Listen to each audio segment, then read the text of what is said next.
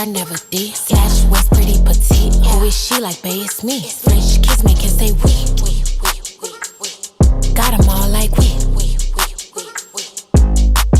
Bad bitch, face car never did. Slash West pretty petite. Who is she like, bae? It's me. French kiss make him say we.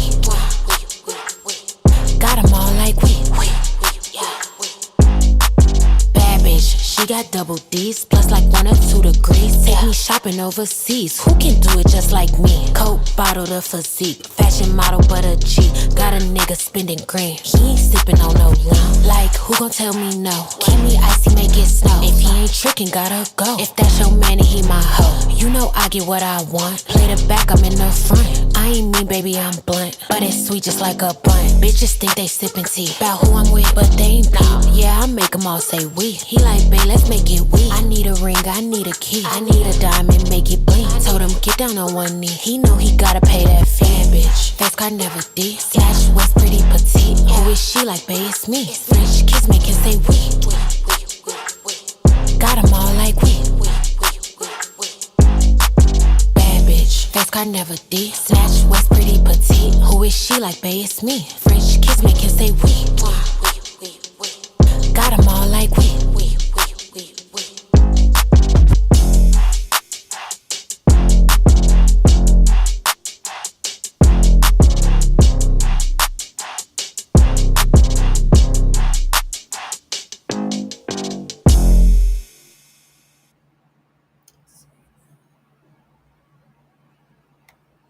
Let me see. What we got here? Mistakes.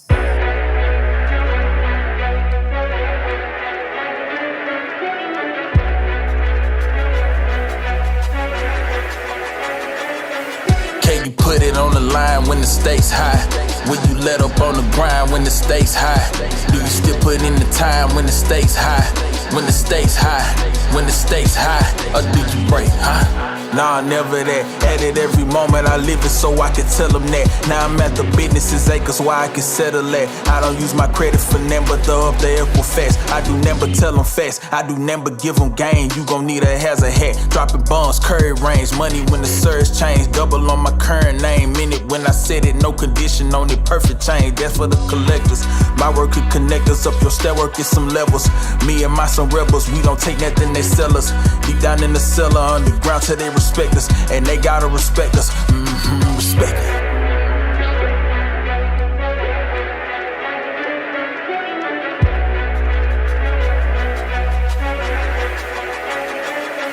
Can you put it on the line when the stakes high? Will you let up on the grind when the stakes high? Do you still put in the time when the stakes high? When the stakes high? When the stakes high? Or do you break, huh? Do you put it on the line when the stakes high? Do you let up on the grind when the stakes high? Do you still put in the time when the stakes high? Hey, when the stakes high? Do you put it on the line when the stakes high? Do you let up on the grind when the stakes high? Do you still put in the time when the stakes high? Hey, when the stakes high? Please understand that I ain't moving too fast, I'm just moving with plans. If you ain't by the advance and can't include you in futures, I'm investing the time that it take, I'ma keep pursuing. Rapid racing this game that we playing, no plan on losing. If you comfortable cruising, then we won't get along. I ain't just a little messenger, betcha I seek the throne. They might say it's a spectacle, I'm expecting to show 'em nothing less than his excellence. Yes, whole new image of me, no sketching it. I've been reborn, clip the extra out, I've been stressing it. Less, overdid all the underestimates, destined to form and make greatness the norm.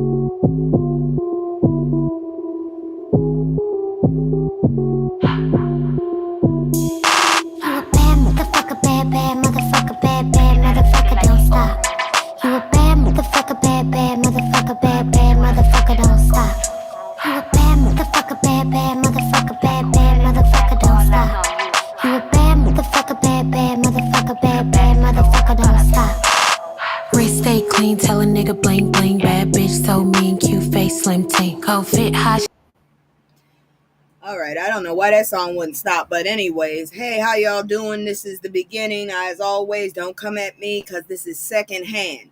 I thought I said that before, but let me say it again. I'm saying all of this stuff that has been reported by somebody else who actually has credentials. Don't come for me. God dang it. If you want to report your own damn story, go get your own news podcast. Let's begin. Where the hell's my opener? Let's get it. Green light, let's get it. Green light, let's get it. Green light, let's get it. I'm the future, I'm in it. Check score, I'm winning. Green light, let's get it. I just win. I'm on 10. Excuse me, let me get that down. Hey, how y'all doing? What's up? It's me, Kisu. I'm gonna go ahead. I have a new segment. I felt like I needed to do it because there's a lot of things that I need to complain about. So before we begin the initial news, I'm gonna go ahead and do my unhinged TED Talk. God dang it. Here we go.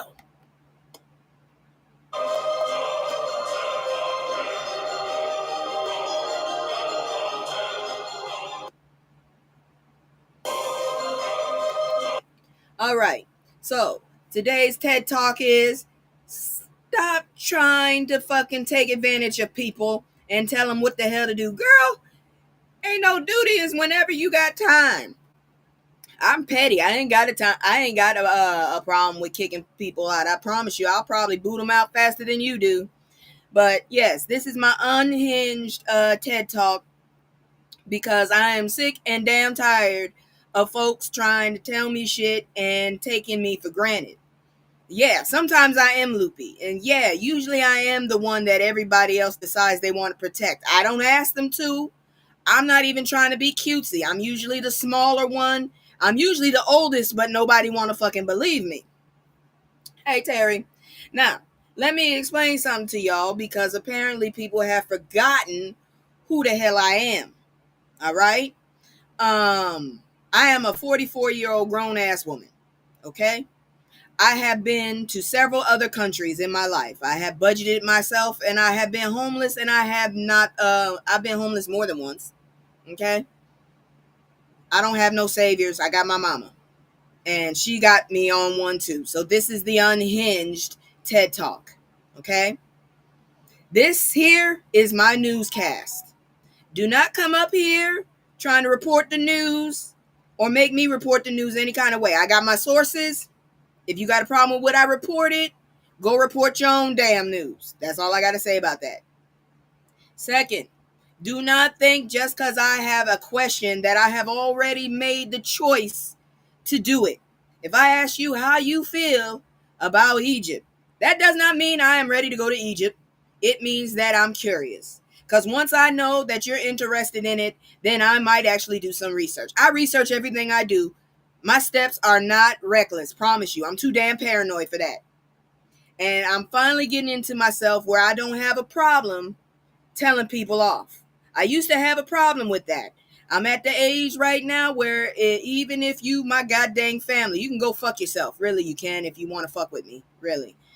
So that's it. I hope not to have another TED Talk like this. But if I do, I will let you know where it is directed to and who. This has been my unhinged TED Talk.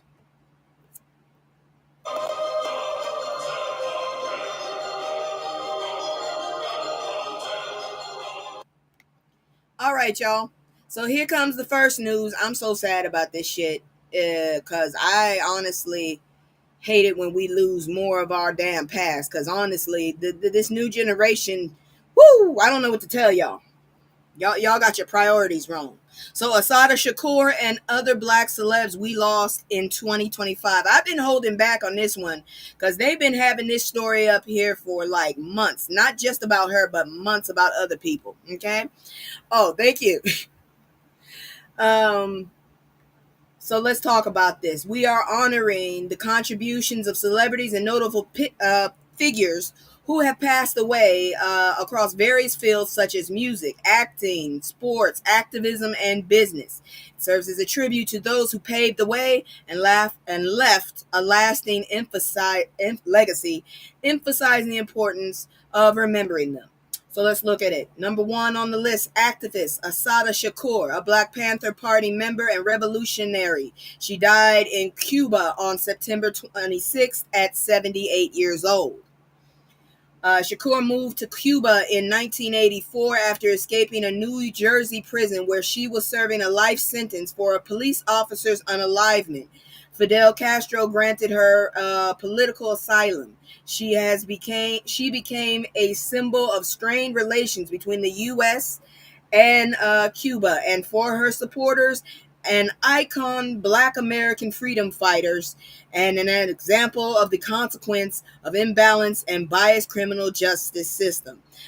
Believe me, I was on the phone with my homeboy, and I am very naive in certain areas. I have no problem admitting when I'm ignorant. I don't understand why people can't seem to live their lives without fucking with other people.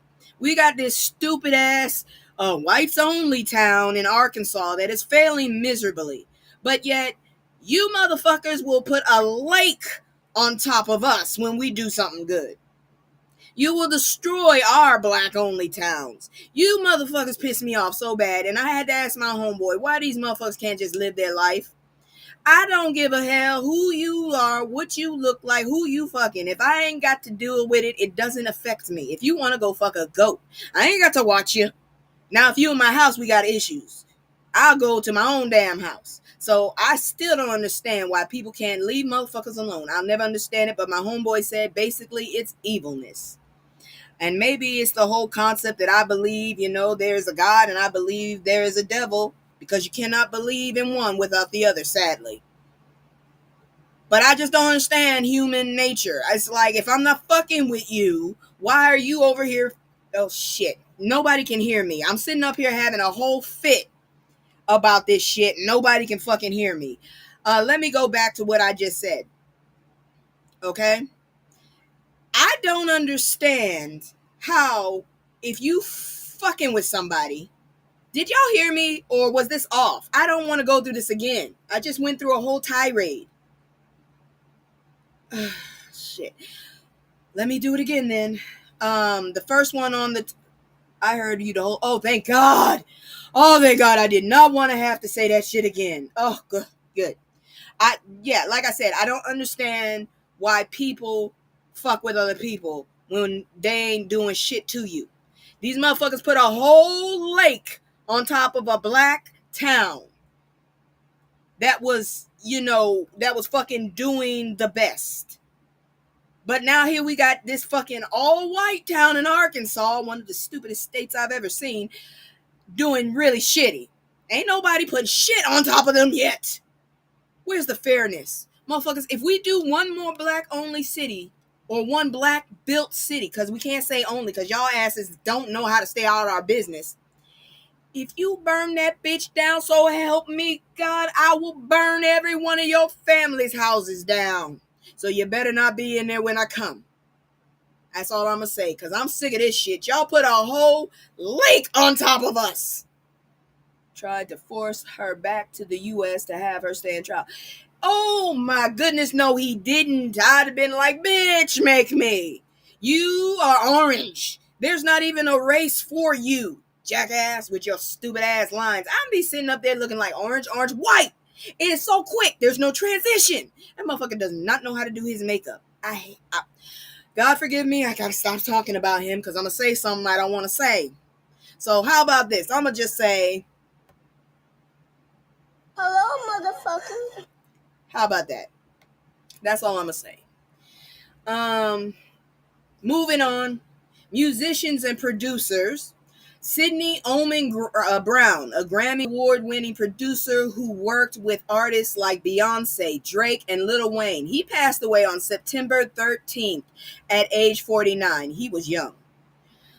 Omen began his career producing for Rockefeller Records artists, including Memphis Bleak. I liked him. He won a Grammy in 2007 for Best Rap Album for his work on Ludacris' Release Therapy. I love me some Ludacris. Robbie, let's see here now. What'd you say? Oh yes, he did. He's such a not while I'm on my duty. That motherfucker need to go somewhere. because he on duty and he don't know what the hell he's doing. Oh my gosh, that is an embarrassment to the race. I'm so glad he's not my race. Robbie Pardlow, 1/3 of the signing group City High, passed away on July 19th at 46. That's terrifying. City High was known for their 2001 What Would You Do and Carmel, earning Grammy nominations for Best R&B Performance by Duo or Group in 2002. I remember those songs. Wayne Lewis, an original member of the R&B group Atlantic Star, passed away on June 5th at age 68. Rest in power, King.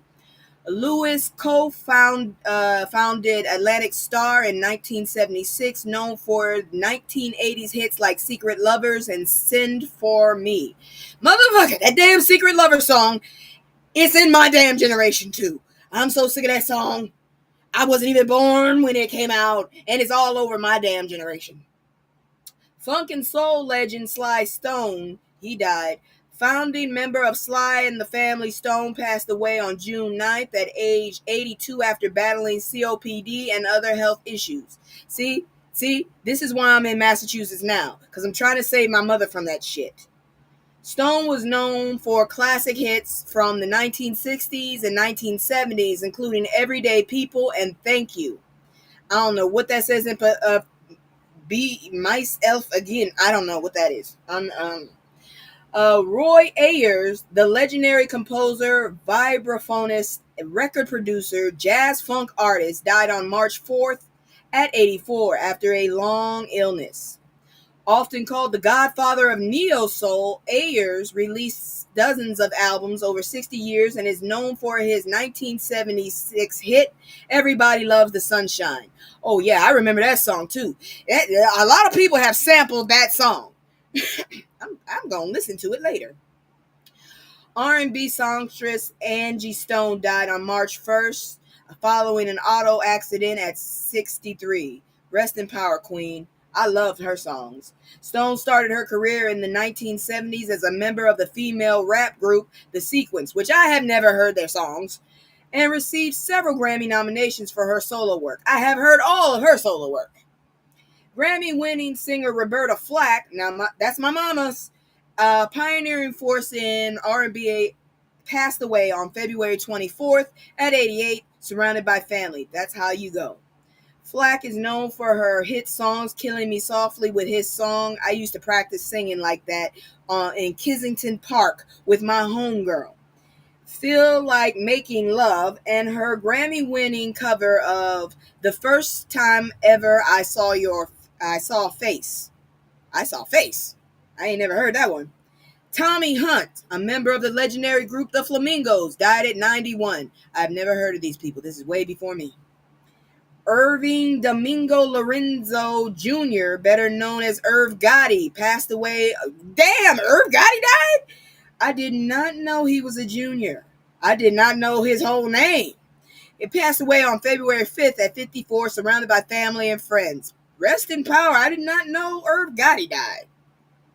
Gotti was a producer and founder of Murder Inc., the label responsible for signing Ja Rule and Ashanti. We should be mad at y'all about that Ja Rule then. And producing songs for Mary J. Blige, DMX, rest in power, sir, and Jay-Z. That dude still looked like a camel. Sam Moore, part of the soul duo Sam and Dave, passed away on January 10th at 89. That's beyond me. I don't know who that is. Moore was named as one of the Rolling Stones' top 100 singers, as was inducted in the Rock and Roll Hall of Fame and the Grammy Hall of Fame. I still don't know who he is. All right, Danielle Spencer, known for her role as Dee Thomas on What's Happening. I know her. She died on August 11th at 60 due to complications from cancer. Her passing was announced by former co-star Haywood Nelson, who praised her as a daughter, sister, family member, What's Happening cast member, veterinarian, animal rights proponent, and healer, and cancer heroine. Rest in power, Queen. Malcolm Jamal Warner, best known as Theo Huxtable on The Cosby Show, died on July 21st at 54 from accidental drowning during a family trip to Costa Rica. Actress Lynn Hamilton, known for her role as Nurse Donna on Sanford and Son. Verdie Foster on The Waltons, passed away June 19th at 95. Yeesh, she lived a long life. You are blessed. Journalist and television host Ananda Lewis passed away on June 11th after a battle with breast cancer. I remember her. I'm so sorry that she died. Lewis was beloved for her time on MTV as an MTV VJ and host of BET Talk series Teen Summit. I hated Teen Summit even when I was a teen. All they did was talk. I wanted to do something. Former NBA player and billionaire businessman Junior Bridgman died on March 11th at 71 after a medical emergency. I hope you gave your money to your family. During his 12-year NBA career, he played for Milwaukee Bucks and Los Angeles Clippers. As a businessman, Bridgman invested in restaurant chains and became a Coca-Cola bottle distributor with a net worth of $1.4 billion. So we lost one. Gus Williams, also known as the Wizard, that sounds familiar, a two-time NBA All-Star, passed away January 15th at 71. Rest in power, King. Williams played for the Golden State Warriors, Seattle Supersonics, Washington Bullets, and Atlanta Hawks, leading the NBA championship in 1979. And I can never unhear Supersonic because of him now. Dave Scott, a choreographer known for his work on Dancing with the Stars and Step Up 2, died on June 16th at 52. The Compton native was also credited for his work on You Got Served, several seasons of You Think You Can Dance, and a lot of them could not, and as the key ingredient behind the success of B2K. Why did you do that to us? We did not need B2K at all. Barry Michael Cooper, a writer and film producer, passed away on January 22nd at 66.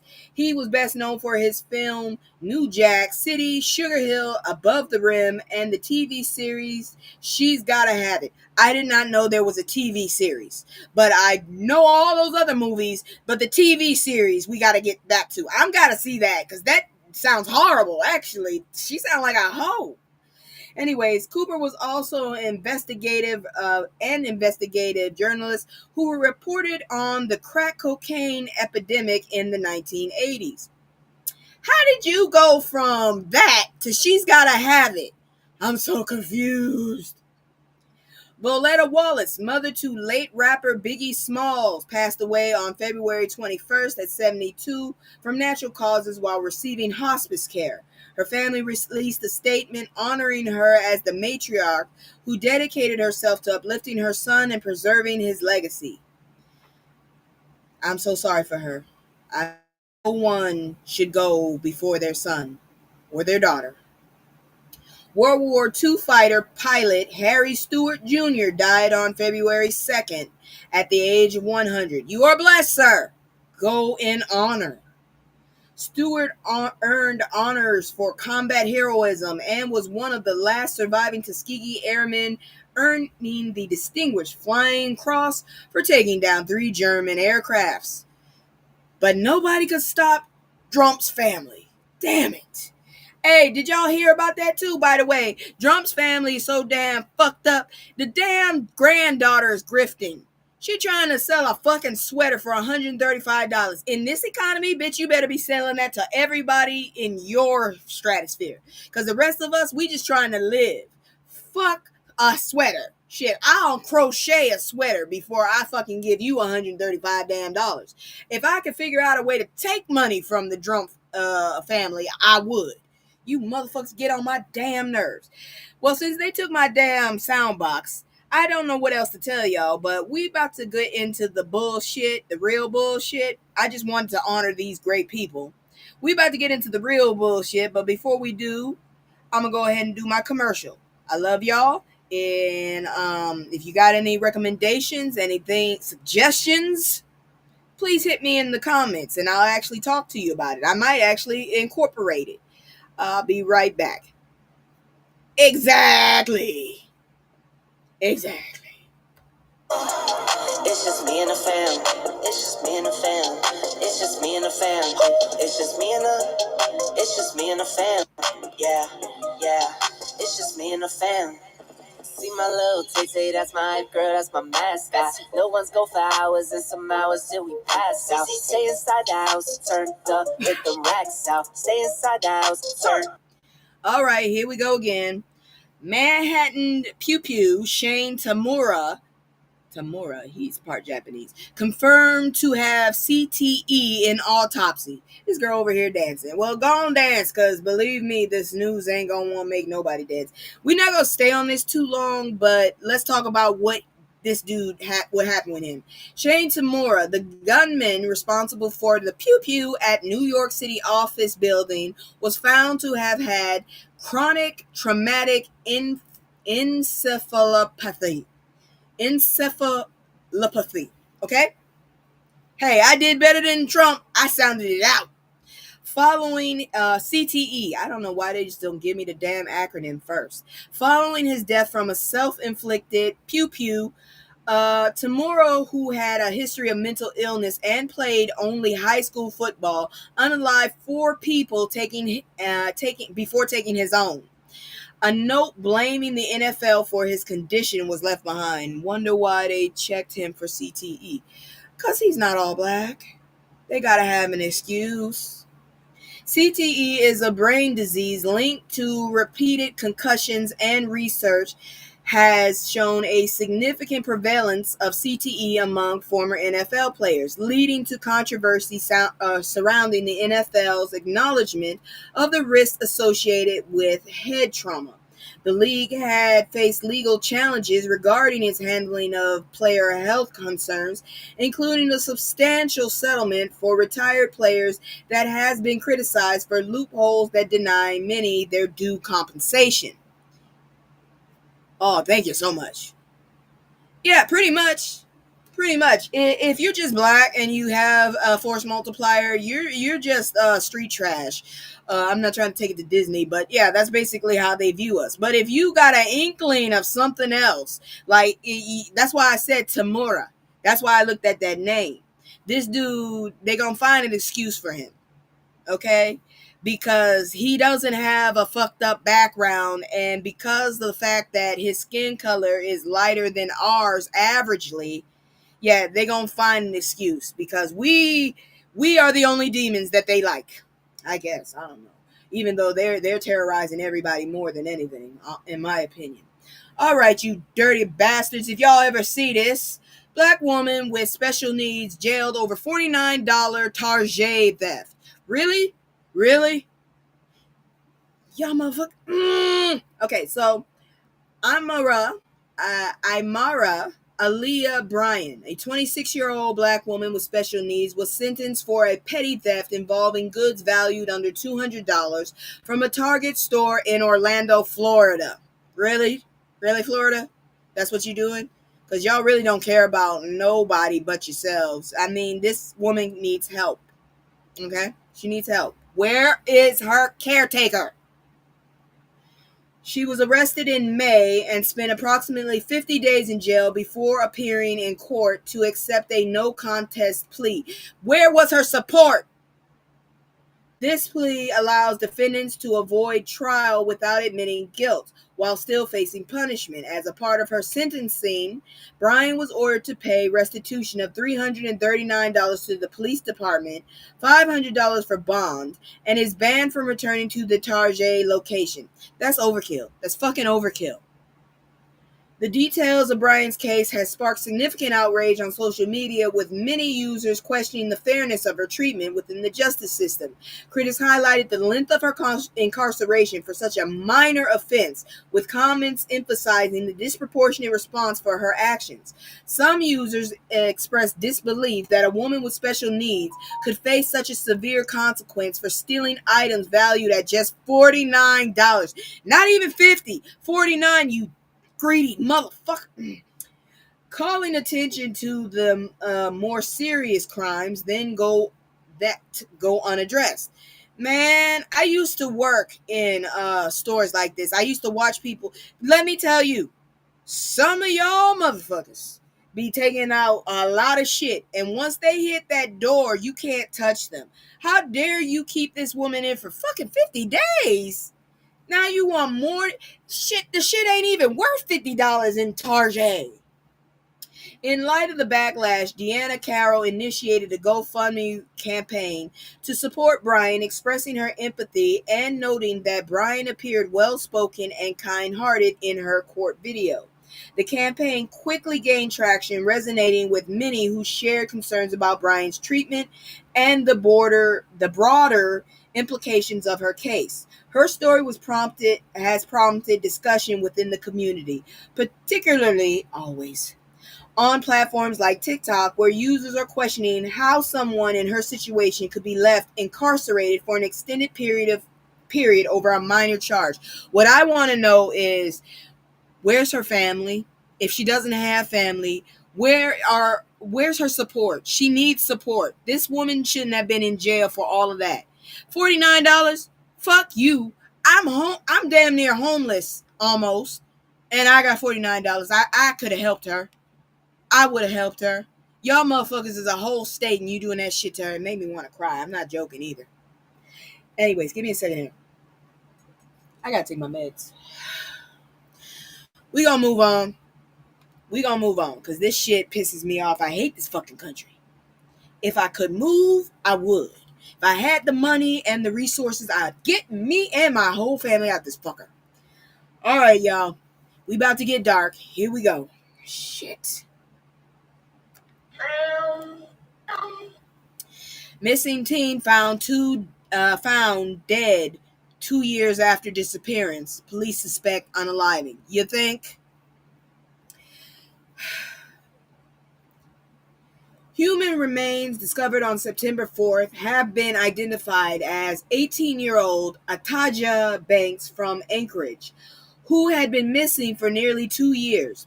The Alaska State Troopers confirmed the identification on September 23rd, stating that Banks was last known to be alive in Matsu Valley. The investigation into her disappearance began in November 2023, with her family reporting her missing on October 21st, 2023, after they last heard from her in September. Give me a minute here.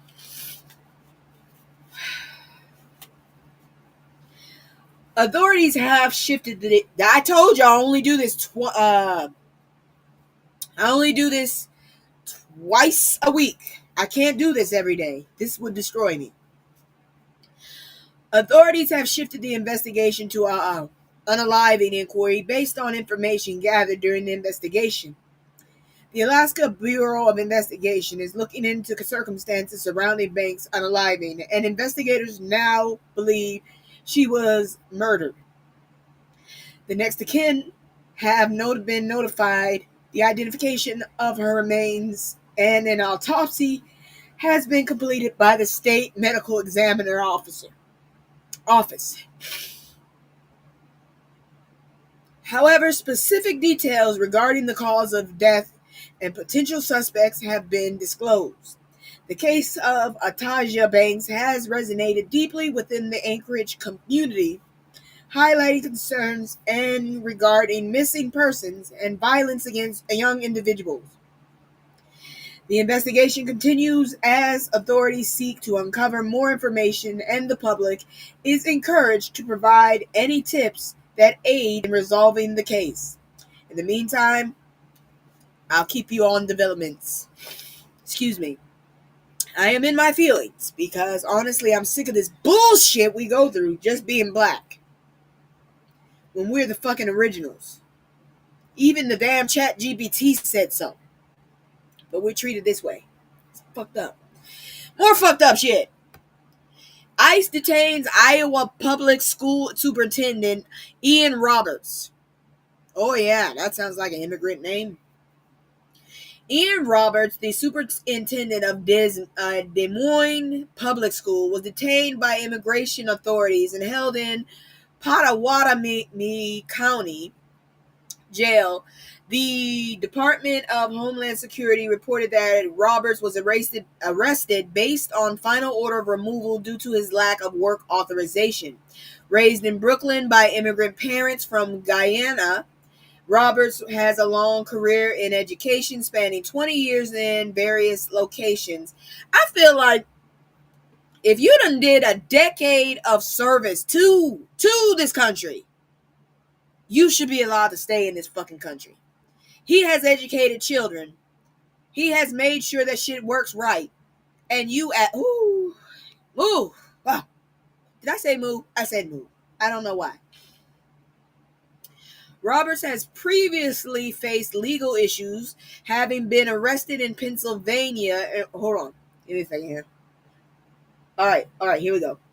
He became superintendent in 2023, but entered the U.S. on a student visa in 1999. During his arrest, authorities found a loaded hand force multiplier, cash, and a fixed blade knife in his possession. I don't blame him. With the way this damn country is, the man is smart. Roberts has previously faced legal issues, having been arrested in Pennsylvania in 2020 on firearm charges related to a hunting rifle.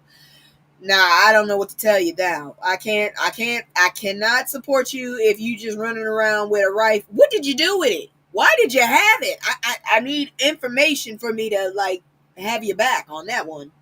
He disclosed this incident to Des Moines Public School District during the hiring process and provided context regarding the situation. In a social media post, Roberts expressed concern about potential racial discrimination linked to his arrest, citing his extensive experience with hunting. He holds advanced degrees in education and has represented Guyana in 2000 Olympics as a track and field athlete. So in other words, this dude is worth a lot. He actually has qualifications. He's intelligent. He's educated. What the fuck? Following Roberts' arrest, a significant public protest erupted in Des Moines, with over 200 residents gathering to express support for him and denounce ICE. The Des Moines Public School District confirmed that Roberts had fulfilled all necessary documentation to teach in Iowa and was licensed by the Iowa Board of Education Examiners in July 2023. The school board plans to hold a special session to discuss the implications of his arrest on this position at the district. You know what? I just feel like they're making excuses just to fuck with people. Seriously, I do. I don't think that man really needed to be arrested. He has been serving this country and doing his job. And what it sounds like is the people are happy with what he did. So why y'all gotta come fuck with him? If y'all work, I feel like if you've put 20 years of your life into the betterment of people that aren't even from the country you were born in, you should be allowed to stay in that fucking country. And I bet you y'all took taxes with no problems either. Bastards. How much of the money is really ours? There's the question right there. All right, here comes some more fucked up shit, because why not? And then the smoke got me. Will Drumpf turn TikTok full-blown MAGA? Here's what we know. If it does, I'm going to just go find another place to post. I promise you, I have more than you think. A lot of people might think I'm only reachable to 3 spots. I have several different accounts. I will move on. So, by the way, I need to close this damn window eventually, motherfucker. Because cruelty is the point of this administration. Apparently so. God dang demons. You're going to fuck around and turn me into a damn person, a member of the Nation of Islam. I'll pick up the mantle. Don't make me become another Farrakhan. Gosh darn y'all. I'm trying to be all right. All right, so on September 25th, felon Drumpf signed an executive order. If somebody don't take these damn pieces of paper and that pen from his stupid ass, he signed anything. Dumbass. Signed an executive order transferring control of TikTok's U.S. operational side from ByteDance to Oracle. Will manage user data, cloud services, and the algorithm. The White House press secretary confirmed that this deal ensures TikTok will be majority owned by Americans, white people, with 6 of the 7 board seats held by Americans, white people, emphasizing an American first approach, white people. This move sparked worry among American users and potential censorship of the platform becoming a tool for political messages, white people. Despite user concerns, the article clarifies that the claims TikTok becoming MAGA talk are not entirely confirmed, while some changes include a potential new app download, algorithm retaining, or possible due to scrutiny concerns regarding China's access to user data. I ain't got enough information or clout for China to do shit with me, god dang it. I ain't got it. Well, I'm in the NAACP. I advise y'all sign up too. I'm thinking about it. I am thinking about it. I just ain't got the dues for them. Let's see. When I get my job back, when I finally get a job, then we can talk. Oh, Lord. Hey, y'all, let me tell you something funny. I thought my grade went down because the one I had uploaded one of my homework assignments, right? And it wasn't complete. I had jumped the gun. And my teacher went and graded that before she even looked to see there were 2 files. So right behind that other file was the completed file, because I can't just go in there and delete. You know what I'm saying? So I thought I had a B plus. Man, I turned around about 3 hours later. I had still got an A. I hope I get this master in cybersecurity, and I hope we get our shit together, because I will put all my talents to getting a black owned city just for us. I'm not saying we'll keep y'all out, but it would be predominantly us so we can fucking breathe. Shit. Anyways, I went on a tirade. I shouldn't have, but I'm sorry. That's how I feel. Furthermore, Drumpf himself stated that while he would ideally make it 100% MAGA, I'm uninstalling. The app will remain fair to all groups and philosophies, ensuring global interoperability and diverse content. I don't believe it. Yay and a yes. Oh God, am I gonna have to actually make a movement? I don't want to be a leader. I really don't. I'm not gonna even lie. But if this is what our race needs to fucking survive, I'll step up. Who want to be the leader? Because I don't. I'll be your secretary or something. I like research and shit. I just don't like being in everybody's face. That's why I'm a VTuber. Okay? That's why motherfuckers be sitting up there wanting to see what I look like. That's why I sneak in sometimes some stuff. I don't like being seen. So, but I feel like this shit needs to change. We really need some shit to happen. Shit. Anyways, I'm on one. I'm medicated now. I'm calming down. I'm good. Keep thinking how you're thinking. I am with you. Thank you so much. I'm gonna have to get your number. You're gonna have to get my number too. My mind works like yours. Yeah, we need more like-minded people, because for real, this shit ain't working. This is not going to sustain, and I don't want to get the brunt when it falls. I'm so serious. I'm looking at Canada. I've been looking at a lot of these websites. There's this one YouTube channel I've been looking at, Yarbros. It's this couple, and they are going into different countries and stuff, because this bastard about to turn this shit into dust. Just dust. All right. Now, hold on. Let me see if I got this right. Okay. I got several stories up here. Oh, okay. This. Okay. Where's that picture then? Oh, you motherfuckers. Okay. All right. You tried it. You tried it with me. All right. I don't have the picture. I'm going to go get the damn link then. Because y'all playing with... Oh, wait.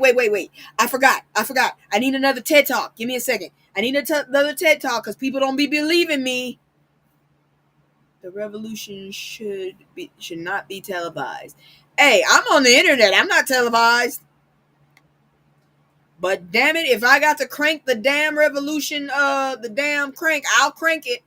Give me a second. I'll be right back. I have another unhinged TED Talk that I got to say before we move on. It's a little funny, but I need people to understand me.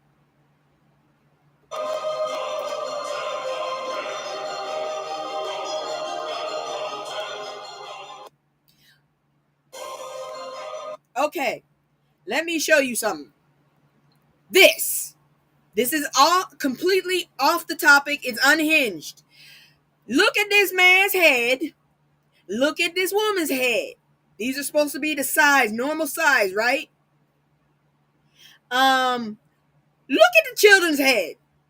Neither of these parents, well, mainly her, she should be in tractions. Okay? I understand how a woman's body works. I understand that our bones sometimes they move and shift so that we can let the cranial head have space to come out our bodies. I understand that. But look at the size of this head. And y'all, I swear to God, people sitting up there treating me like I didn't know what the hell I was talking about. I'm telling you right now, look at this kid's head. I need y'all to understand.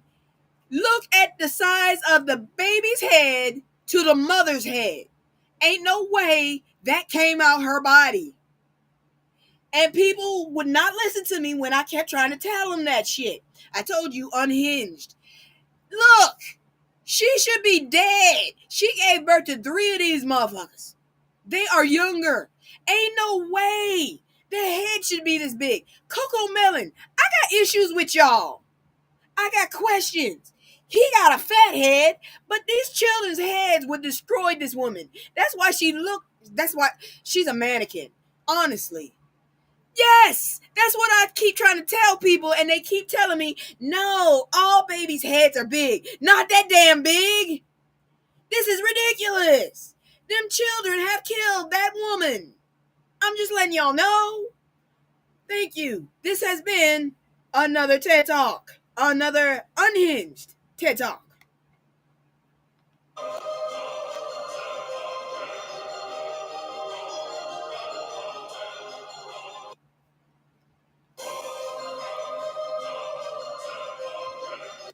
All right. I just had to get that off my chest because people did not understand me when I was telling them that. If you don't know me, I'm going to tell you something about me. I am an artist. Okay? I have a degree. I have a bachelor's in animation. That's what I'm saying. That's what I'm saying. I'm glad you said it because I thought I was going to get cussed out for saying that. That's what I'm saying.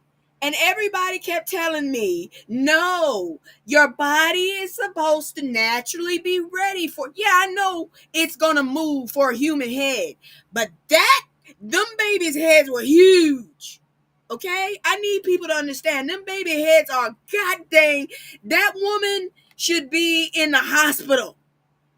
If she gave birth to those 3 big melon-headed babies, she should be in the hospital. And nobody will listen to me. So, I'm going to make y'all listen to me. That shit is not right. That's all I'm going to say. That shit's not right.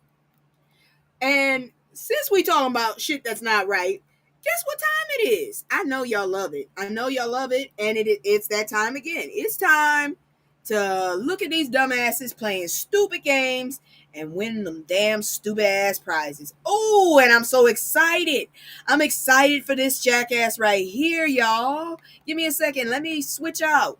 Because when you see this asshole, you gonna understand why. All you gotta do, I hate these motherfuckers when they always want to fucking, hold on. Yes and no. Let me get you off. There we go. All right. Get the girl off. God dang it, get the girl off. There's too many people up in here. Oh, Lord. Yes, with the motion capture, but no for enable. There we go. All right, here I am. I'm a leopard, and you know what time it is. Because these motherfuckers done play so many stupid-ass games, I don't know what to tell you. I don't want the second, I want this. I'm all in my ass way, I'm a wreck. I've been moving like a hot mess. You know, Terry, you already know. New York City Mayor Eric Adams ends his re-election campaign. dude, you so damn dirty, and you didn't even get that much. That's the sad part about it. How the hell you a goddamn crook and you didn't even get that much? You got first class on a Turkish plane. Fuck you. I got first class on a Malaysian plane. It was lovely. I would love to do it again. But I didn't have to run for fucking mayor either. So let's talk about dumbass. Oh, dumbass. So New York Mayor Eric Adams has officially announced the termination of his re-election campaign. In a video shared on social media, he expressed pride in his accomplishments during his tenure. Yes, you made more black people untrustworthy. Thank you. Let's see here now. Particularly noting a reduction in violent crime. That was nationwide, you dumbass. You didn't do that. However, he cited ongoing media speculations regarding his future and decision by the city's campaign finance board to withhold public funding as significant factors influencing his decision to withdraw from the race.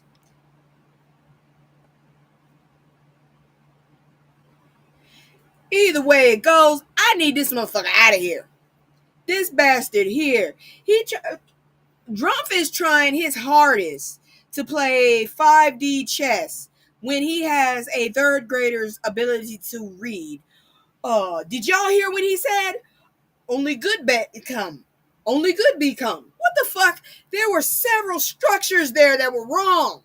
He did not have a subject. Only good can be. Only good can be? What? Only good can be. What the fuck is he talking about? I hate these people so bad. Adams faced numerous challenges, including, hey, does anybody else hear the Three Stooges songs in their head when they see the news?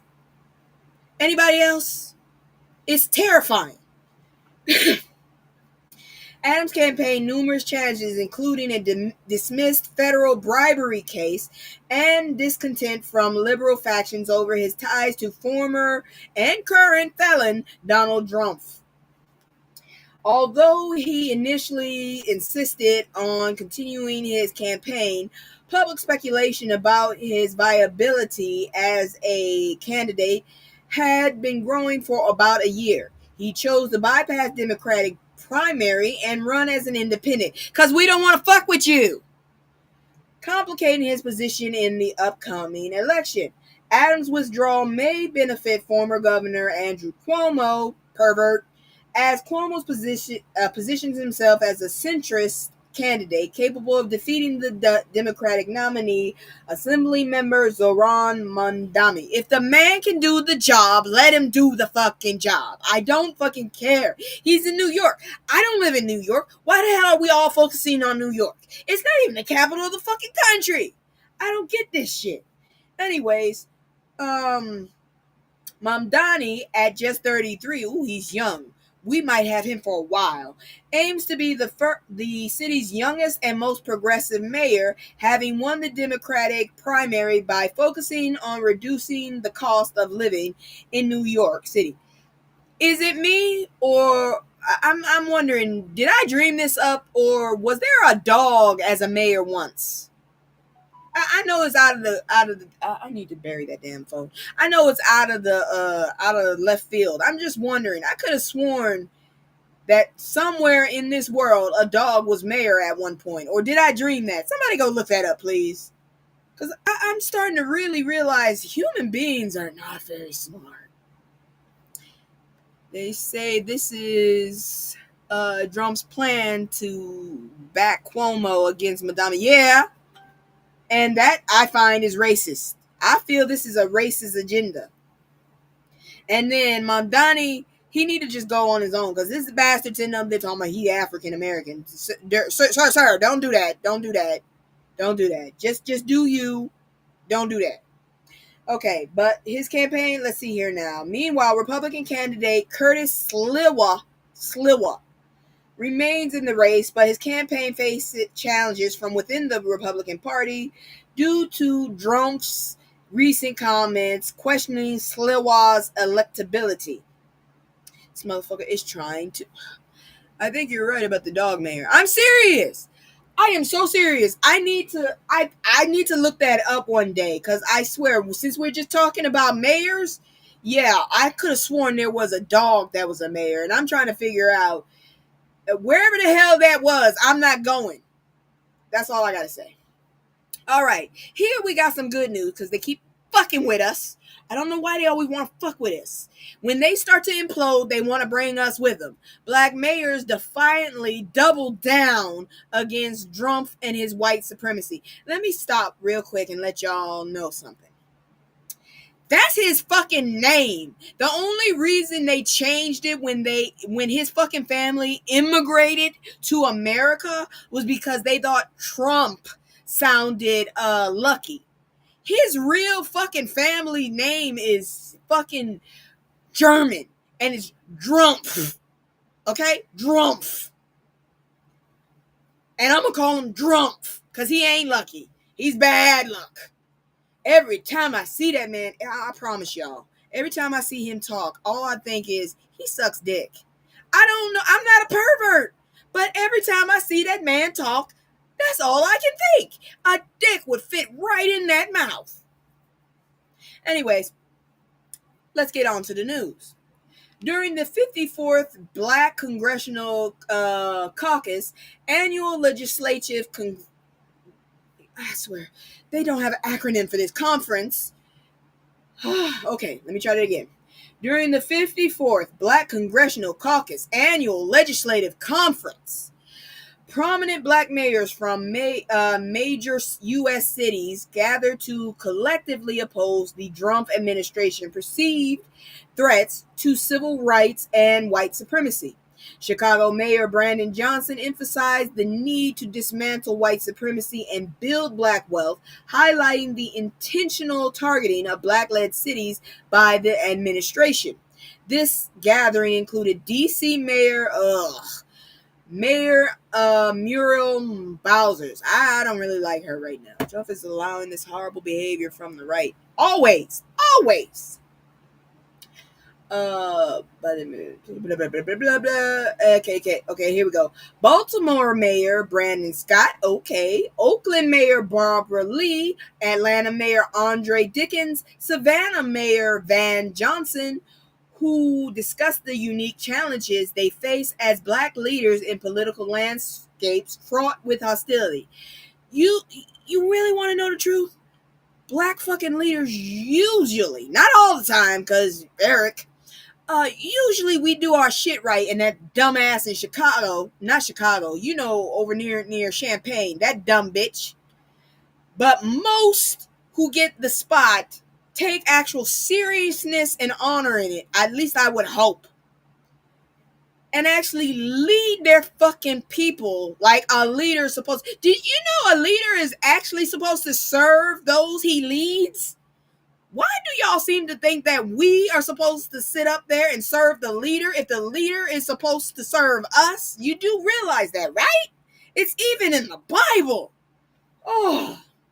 Mayor Scott reflected on the historical erasure of black contributions, reminding attendees that black Americans are descendants of civilization's creators. He emphasized the importance of understanding their heritage and resilience in the face of ongoing political attacks.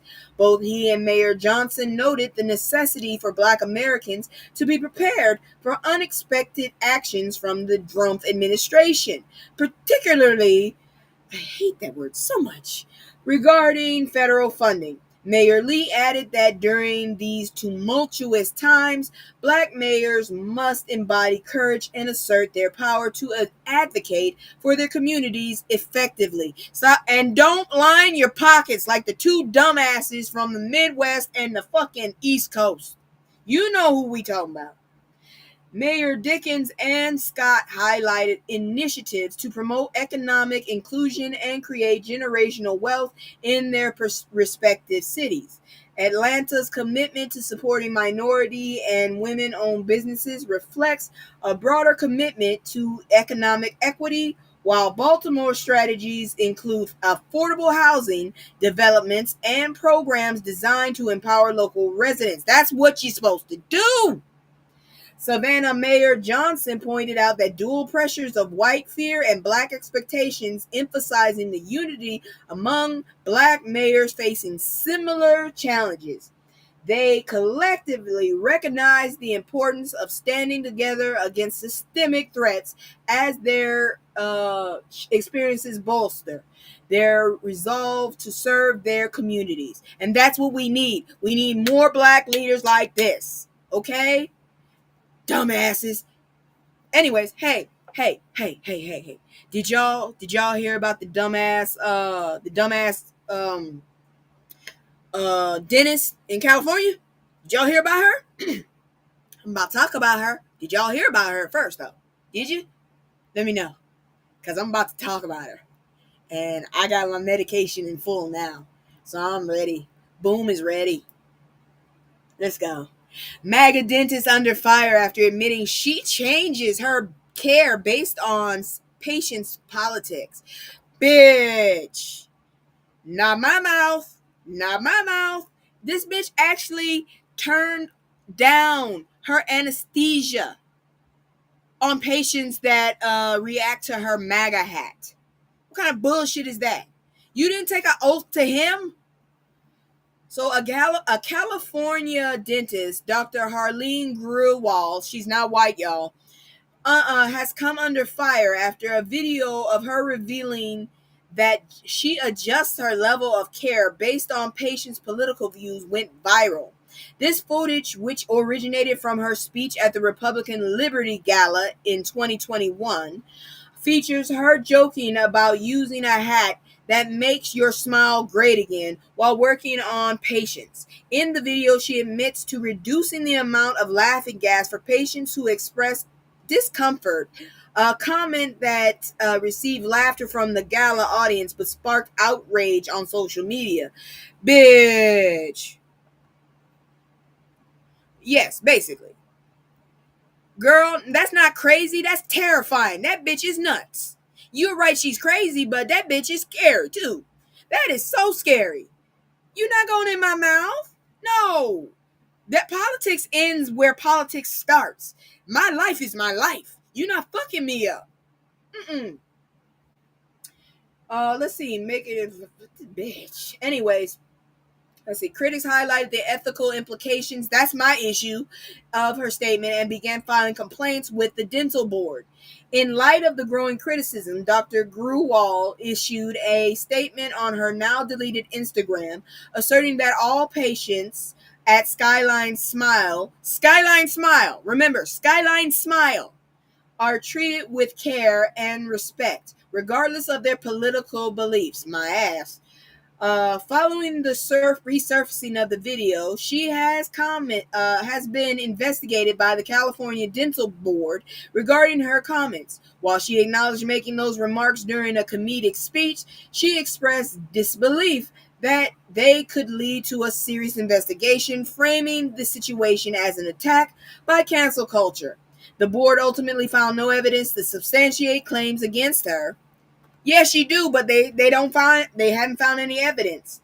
The incident has prompted discussion among Black dentists and healthcare professionals who voiced their concern about the ethical responsibilities of caregivers. They emphasized that healthcare could be impartial and that providers often face disrespectful behavior from patients while still delivering care. Dr. Aris Davis, a licensed general dentist, shared her experience of treating patients with discriminatory attitudes, asserting that political beliefs should not dictate the level of care a patient receives. This controversy highlights significant issues surrounding professionalism and ethics within the healthcare community, as many professionals call for a more respectful and equitable approach. Look, damn it, I don't give a shit if you are the most racist motherfucker in the world. If I'm your nurse, I will serve you as a nurse. But as soon as you get out that house, that hospital, I'm cussing your ass out. That's all I got to say. But as long as you in them walls, I will treat you as you deserve, a human being. But once we get out them walls, you trash to me. That's all I got to say. And I ain't even that in-depth in medical. I just did the coding shit. I just know about the fucking terminology and shit. I know how to get your damn insurance down.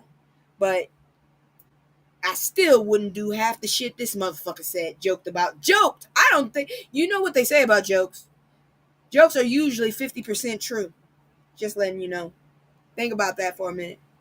Let's look over here. I don't know how I feel about this, but it's Jasmine right here. Jasmine talking about it, but when we talk about the Democrats, I don't know. So Jasmine Crockett explains how Colin Kaepernick... hold on. Can y'all... I don't like this. I wish I could... Oh, shit. I know. Hold on. Give me a second here. I know I can do it. I can do it. I can do it. I know I can do it. Give me a second. I can do it. Yes, I can do it. I'm gonna do it. Because I can do it. All right. So I did that. Here we go. I can do it. I can do it. Yes, I can do it. Because I can't stand looking at that face. We gonna fix this up real quick. Because I can't stand looking at that ugly motherfucker's face. Hold on. Real quick. Give me a second. I'm about to fix this right now. Let's see here now. Edit. Let's see. Create a sticker. Brush. No, I don't want to create a sticker. I just want a visual. There we go. Visual. Here we go. There we go. Much better. All right. Let's continue. So, let's see, And y'all can tell him I did it. Y'all can tell him that shit because, I don't need to save the copy. That's perfect right there. All right, so Democrats are expressing strong concern over what they perceived as felon Donald Trump's ongoing assault on free speech in the United States. This sentiment has been amplified following recent events, including attempts to cancel comedian Jimmy Kimmel's show. I don't even watch him that much, and I don't even like him that much, but I've been watching him recently. And the indictment of former FBI Director James Comey, he did that to himself. Girl, yes, it is so much better. Don't you feel relieved? Don't you feel like... just tell me. You feel like it got better, right? Tell me it feels better. It feels like there's more air. I'm just saying. It feels like there's more air. Anyways. Crockett contends that Drumpf's actions signal a willingness to leverage governmental power against those who exercise their right to protest and express dissent. Crockett recalls that Drumpf's influence on Kaepernick's career became evident in 2017 when he took pride in Kaepernick's struggle to secure a position in the NFL at his national anthem protest against racial injustice. Drumpf publicly condemned Kaepernick's actions as unpatriotic and encouraged the team owners to avoid signing him to prevent backlash on social media. Y'all realize he's half y'all's too? That's fucked up. Well, we got him. We'll take him. Black folks will take him. We ain't got a problem with him. Critics argue that such protests are not only a form of free speech, but also a fundamental American right. Crockett emphasizes that the debate should not revolve around agreement on an issue, but rather principle of expression itself. Currently, there is growing anxiety regarding the impact of Drumpf's second term on free speech. Various organizations reportedly operate under the threats of retaliation. Congresswoman Crockett urges Americans to resist succumbing to Drumpf's political pressure, asserting that standing up to intimidation is crucial by preserving democracy. She encourages the public to remain steadfast and not yield to bullying, warning that bending to such pressure could ultimately erode the foundation of democratic society. And I believe it. I believe it too. That bitch get on my damn nerves. Let's see here now. All right. So we moving on. All right. Hold on. Let me move. Can I? Okay. Hold on. I got to close it down then. And I'll bring it back up. I ain't got a problem bringing it back up because we got another story. I love that color. I'm sorry. I usually have Boondocks, but then they did that update, so I was like, fuck it. I'll just keep this because I like that color. But I need to get my boondocks back up here too. Let's see here now. Screenshots. And we're going back into it because we ain't done. We have not finished playing games. These games have not been done. Here we go. This jackass. Lord have mercy. This jackass here. We could do without him. I really don't trust this motherfucker as far as I can throw him. This motherfucker's the kind of person that whines. You remember when you were on the playground and you didn't want to play with the motherfucker and he said, I'm going to tell. That's him. That's him right here. Because ain't shit getting done. So, let's talk about it. Idiots. So, Democrats are standing firm against Donald Drumpf's threats of mass federal layoffs as the government faces a potential shutdown. This shit is very unprofessional. She needs to tell her colleagues not to bend to Drumpf. Exactly. Let's see here now. Senator Chris Van Hollen criticized the felons. He's not my president. The felons' tactics, describing them as mafia-style blackmail that would ultimately harm American citizens. The statement was prompted by a recent memo from the White House Office of Management and Budget. Can they just give me the goddamn acronyms? OMB, which recommended that agencies prepare for permanent layoffs if funding lapses. The memo specifically targets programs that do not align with the fuck-off's priorities. In light of OBM memo, Democrat representatives have voiced their strong oppositions to the threats of layoffs. Representative Hakeem Jeffries, bitch ass, labeled OMB Director Russell Vought as a malignant political hack and stated that Democrats will not be intimidated by threats of mass firing. Then fucking mount up, bitch. Mount up. He is the one I was thinking about. Yep, he's the one I was thinking about. The administration is truly lawless. It is, and this motherfucker is not helping. This motherfucker is not helping us. He helping them. He ain't helping us. This dumb fucking light-skinned motherfucker. Anyways, as the deadline for government funding approaches on September 30th, Senate Republicans are advocating for a bill to maintain current spending levels, which we cannot maintain. This motherfucker is using us like a wallet, and I ain't got no more money. Spending levels until November, while Democrats insist on including health care provisions in any funding deal. Democratic lawmakers from the D.C. area, home to many federal employees, have expressed their resolve to resist the administration's intimidation tactics. This is not how government is supposed to work. I promise you it's not. Representatives April McClain Delaney and Don Beyer highlight the significance of standing firm against the layoffs from Beyer, noting that layoffs are already occurring. Former OMB official Bobby Kogan and Representative Jamie Raskin have criticized the administration's approach at extortionary, emphasizing that a government shutdown does not grant legal grounds for dismissing federal workers. It doesn't, but this guy just wants pain. He's the fucking demon. I guess my homeboy was right. He's the devil. Shit. And this motherfucker ain't nothing but a minion. All right. Didn't know it was a HBCU. You remember that? Jackasses. I wanted. Oof. Those young adults, those children, show nothing but restraint and dignity because they did not put hands on those jackasses. Yeah, but here's the thing. They done already said it's them. How you gonna blame it on us when it's really you just said it was you? I don't get it. Anyways, and they canceled the fucking meeting. How you gonna say it was you? How us when you cancel a meeting? We didn't cancel a meeting. Didn't know it was HBCU. MAGA group reveals reasons behind TSU invasion. How about we start invading y'all motherfuckers and annoying y'all? How about that? Fearless Debates, a conservative group affiliated with the MAGA movement, made an unauthorized visit to TSU on September 23rd, 2025. Shit says 2023. It wasn't 2023. Their presence on campus was met with backlash as members donned MAGA hats and displayed controversial signs calling for illegality of DEI and initiative. You dumbass. How many times have I said it? I'm going to say it again. Racism and hate are expensive.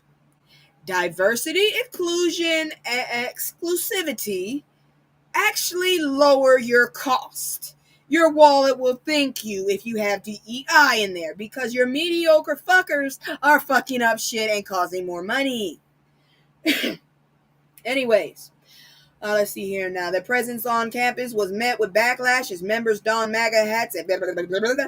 The group's intention was to engage students in discussion on these divisive topics, which the NAACP characterized as provocative rather than constructive debates. Members Lance Johnston and Cam Higby, that's their names, stated their mission was to honor the late conservative, activist, and racist Charlie Fathead Kirk by fostering open dialogue on a political issue. Nobody wanted you there. They didn't ask you. Nobody asked you to come online. Nobody fucking asked you to talk this shit. Higby defended the group's actions by asserting that they sought to create a space for discussing differing viewpoints, emphasizing that engagement should occur in environments where those views are challenged. He claimed that the group did not intentionally target an historically black college. Motherfucker, I watched the video. They showed them taking pictures on their way to the school. They knew. He claimed that the group did not intentionally target an historically black college or university and was unaware of TSU designation as such. First of all, just don't pick any school. You have to have permission or a reason to be on those lands. The only time I'm on those fucking lands is when I'm going back to school. And I'm tired. Shit, I don't want to go. This better be the last time. I got a master's coming up this time. This better be the last. Higby argued that effective conversation about disagreement require interaction with audiences holding opposing beliefs, citing that engaging with like-minded individuals would be unproductive. Following the incident, TSU officials escorted the group off campus, with Higby reiterating their non-disruptive intentions. If they were non-disruptive, you should have talked to the freaking dean of the school to find out if you could come on property. That was trespassing. You're lucky you didn't get arrested. Despite the backlash, Fearless Debates expressed their commitment to continue their campus tour across the United States. Just leave us out of it, please. Leave us out of it. We don't want shit to do with you. Though they will keep future locations confidential for safety reasons. Johnston highlighted the importance of prioritizing safety while maintaining a belief in open dialogue. How about you call the schools first, bitch? Motherfucking disrupt everybody's life. The group's determination to foster discussion, albeit met with resistance, raises questions about the boundaries of free speech and the role of universities facilitating or limiting such exchanges. Let's talk about how we don't want you in our space. How about that? I don't want a discussion with someone I don't fucking stand. Fuck you. I don't mind having a discussion on topics. If we see two different things, that's fine. But if you just all around racist and just bigoted like these motherfuckers, hell no, I don't want to talk to your ass. I love a good, deep conversation. But if your ass is just hate, move around, bitch. Move around. Moving on. Fucking get on my damn nerves. She back. Because these motherfuckers don't know how to leave her alone. So she must be doing something right. Jasmine Crockett fires back at Drumpf after he calls her low IQ again. Fuck. So Representative Jasmine Crockett, a Democratic congresswoman from Texas, responded. They did a very nice picture right there. Decisively to President Donald Trump's, felon Donald Trump's derogatory comments, labeling her as very low IQ person. Bitch, she can talk and she has her own firm. What the hell are you talking about? During her appearance on MSNBC Live on September 25th, she emphasized the importance of standing up to bullies, stating that doing so is critical for the preservation of democracy. Crockett urged the American people to remain steadfast and not yield to intimidation, as she believes this is exactly what Drumpf desires. Bitch, you ain't gonna be dictating on me, bitch. I ain't scared of your fat ass. Real talk, I feel like if you get too close, all I got to do is tip you over with a broomstick and that's end. On the same day, while signing an executive order in the Oval Office, Drumpf deviated from his prepared remarks to criticize Crockett, questioning her intelligence and suggesting that she should take an aptitude test. So should you. He expressed disbelief that she holds a congressional position. Additionally, Drumpf made comments regarding Representative Ilhan Omar. Is she black? Because they said that, again, is she black? Because I could have sworn she was Muslim or Middle Eastern. Is she black? Joking about a conversation he had with the president of Somalia about sending her back to the country, which further highlights his controversial rhetoric against female lawmakers of color. Hold on. HBCUs need not... Oh, hold on. Oh, that's good news, not that. Need not expose the students for. It's too dangerous. Those people don't know how to conduct it. Oh, okay. She's Muslim and she's Somalian. Okay, there we go. Okay. And you know, some of them don't even want to be called black. So, okay, she's Somalian. All right, that makes sense. Okay, then. Drumpf made comments regarding Representative Ilhan Omar, joking about conversations he may had with the president of Somalia about sending her back to the country, which further highlights his controversial rhetoric against female lawmakers of color. When was the last time anybody had a fucking political leader this unprofessional, this immature, this petty, this just disgusting? I don't think any other country has had the joy of this bullshit here. You really must try it and take ours while you're at it, because honestly, this fucker right here don't need to be here at all. That bitch right there. I need y'all to understand, just because people are brown don't mean they're actually they consider themselves black. That's all I can say. I don't know why, because black don't crack, and god dang it, we are a delight, in my opinion. I believe most, not all, but most black people are a delight. Shit. We are great to have tea with, and we are great to handle problems, and we handle a lot of shit. I'm just saying. But anyways, this incident is not isolated. Drumpf has previously insulted Crockett, challenging her intelligence in July and expressing skepticism about her rising figure in the Democratic Party. In interviews, he has consistently referred to her as low IQ. No, that's you. I'm under the impression every time he opens his mouth, he's talking about himself. That's what I've gotten. So that's what you should do. Anytime he opens his damn mouth, you remember he's talking about himself. That's all I'm saying. Let's see here now. Crockett's persistence and resilience and refusal to be intimidated by such attacks underlines her commitment to her role and the values she advocates. I wish she would do more. I need more, unfortunately, because y'all have been so relaxed. You didn't realize y'all were letting in this jackass. And you did. And now we got to deal with his ass. That's my issue. Now, this is some good news, but it is still fuck around and find out, because these motherfuckers are dirty as hell, and I hope it comes out of all the people who convicted him. They should it come out of their checks. Black man gets $25 million after 38 years in prison for a crime he didn't commit. You took a whole lifetime from him, and y'all are cool with that shit. I hate it. Money can't buy everything. That can't bring back his 38 years, you bitch. A California man, Maurice Hastings, has been awarded $25 million, the largest wrongful conviction settlement in state history, after spending 38 years in prison for a crime he did not commit. This settlement, made public on September 22nd, concludes a lengthy legal struggle for Hastings, who was wrongfully convicted in the 1983 essay and unaliving of Roberta Weidmeyer. What a name.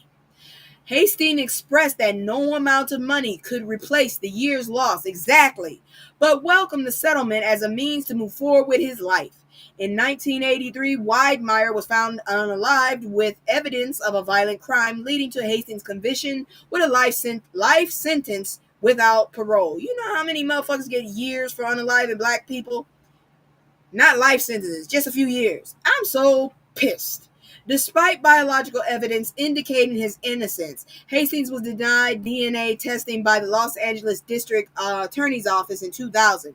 A formal claim of innocence. I'd sue that bitch. A formal claim of innocence was submitted in 2021, and subsequent DNA tests revealed that the biological evidence matched Kenneth Packett, a convicted felon with a history of similar crimes. Packett, who has been arrested shortly after Weidheimer's death for unrelated offenses, passed away in 2020. So now you ain't got nobody to point fingers at. Yeah, at least he did, but still, all them years. In 2022, Hastings' conviction was vacated after prosecutors and his attorney pursued the case, and a judge declared him factually innocent in 2023. Based on the evidence, Hastings has since filed a lawsuit, about time, against several individuals, including police officers and a DA department, to recognize the consequences. Get your money of allowing such misconduct to occur. Now living in Southern California, I would have moved out that whole state. Hastings is reportedly active in his church and rebuilding his life after his wrongful convictions. This man gonna be busy. Of course, they piss me off every damn time. Every motherfucking time they piss me off. But anyways, that's it for Fuck Around and Find Out. What we about to do now is we about to go get into some of this good news. And for once, Trump is in it. Amazing. Give me just a minute. There we go. I'm going to go get in my other outfit because I done ate enough faces to last me a long ass time. So let me go ahead and switch out because I'm just, ugh. All right. I'm back. I'm back, y'all, and I'm still pissed. All right. So we about to actually look into some good news, y'all. Ain't that amazing? It's amazing when I can actually say that. It's really fucking ridiculous. I hate it. But we about to go into that. Give me just a second. I'm going to pull up the other stories. Let me get my transition, and we will be good to go. Where is good news? Oh, that's what it is.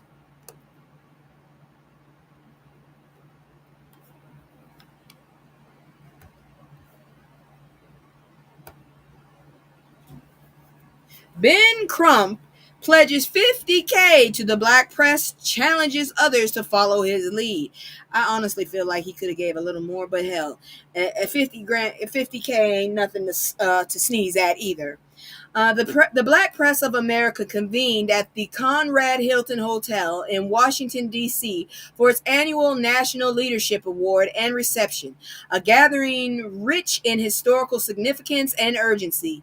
The event honored notable figures such as House Minority Leader Hakeem Jeffries, Congressional Black Caucus Chair Yvette Clarke, and Communications Workers of America President Claude Cummings, Jr. During the event, Cummings emphasized the vital role of the black press in the community, urging Democrats to invest in this critical institution. He highlighted the long-standing relationship between the black press and African Americans who have relied on it to tell their stories and reflect their realities, especially in times of political and social turmoil. Attorney Ben Crump, recognized as a staunch advocate for African American rights, because he's always there, spoke passionately about the challenges facing the black community. He stressed the importance of supporting institutions that disseminate information and advocate for community interests. Crump highlighted the current attacks on DEI initiatives, asserting that black communities must take proactive steps. Wait a minute. How is this affecting us? Because we really didn't get any of the benefits in the first place. It was mostly white women. Okay. His message was clear. Everyone has a role to play, where they are in a leadership position or not. And it is crucial to speak truth to power without fear. I'm telling you right now, I think I'm just going to homeschool. And if anybody want to have their kid taught by me, I'll open my door. How about that? Crump made a significant pledge of $50,000 to the black press, structured as a donation to be distributed over 5 years. Damn, you could have gave more. He called on others to contribute as well, underscoring the necessity for collective efforts to ensure the survival and vitality of black press, especially with its bicentennial approaching. This financial commitment was not framed as just a donation, but as an initial and essential investment in the future of trusted voice for the Black community. Crump's words served as a rallying cry for support, urging attendees to consider sponsorship and partnership to help sustain this crucial institution in the face of ongoing challenges. And that's pretty damn good. So I hope it works out for him. I hope they donate, because I ain't got it. Until somebody fucking hires me, I ain't gonna have it. But we gonna go into our education now. I might have talked on her a little bit, but we gonna talk further into this woman here, and you'll find out in just a moment. Yo, it's so many, hey, so many, yo, so many, yo, it's so many lies. Look in my eyes, they know I'm the truth. They know that. Knocking them down every time I step in the booth. We ain't gotta lie, they know we the vibe, we living in proof. It's young conscious, shoot my life a movie, I live in a spoof. Ain't no sticking around, I'm on the move, I'm checking the dudes. Yeah, it's only us two, so you know we copping that cool. We on the roof, smoking dope, look at the view. Yeah, we used to chill on the stool, now we out here breaking the news. It ain't shit. Let's talk about all you know about the tragic life of legendary jazz vocalist Billie Holiday. Billie Holiday was born Eleanora Fagan in 1915 in Philadelphia and was a pioneering jazz vocalist. Known for her unique raspy voice and emotional depth, despite a difficult childhood and unstable family life, she found solace in music and rose to fame in New York City, becoming the first Black woman to perform with a white band in 1938. I wonder if it's because she's lighter. Her most impactful song, Strange Fruit, addressed the brutal reality of lynching in the American South. Yes, that's a powerful song. The song, originally a poem by Abel Meeropol, became a powerful protest anthem, but also made Holiday a target of the federal government, which tried to silence her due to the song's controversial message. Holiday struggled with drug and alcohol addiction throughout her life, which worsened after personal losses and legal troubles. I think the feds did it. She unalived at the age of 44 in 1959. Shit, I'm that age. From heart failure. Her legacy lives on through films like Lady Sings the Blues in the United States versus Billie Holiday, and her posthumous induction to the Rock and Roll Hall of Fame in 2000. Why did it take so long? Billie, rest in peace. Hopefully one day we'll get another like you. But damn it, we done lost some good ones. Moving on, y'all. I might have talked about him. George E. Hardy, one of the last surviving Tuskegee Airmen, dies at 100 years old. Rest in power, King. Lieutenant Colonel George E. Hardy, one of the last surviving Tuskegee Airmen, passed away at the age of 100. He was the youngest member of the historic group taking to the skies in combat at just 19 years old during World War II.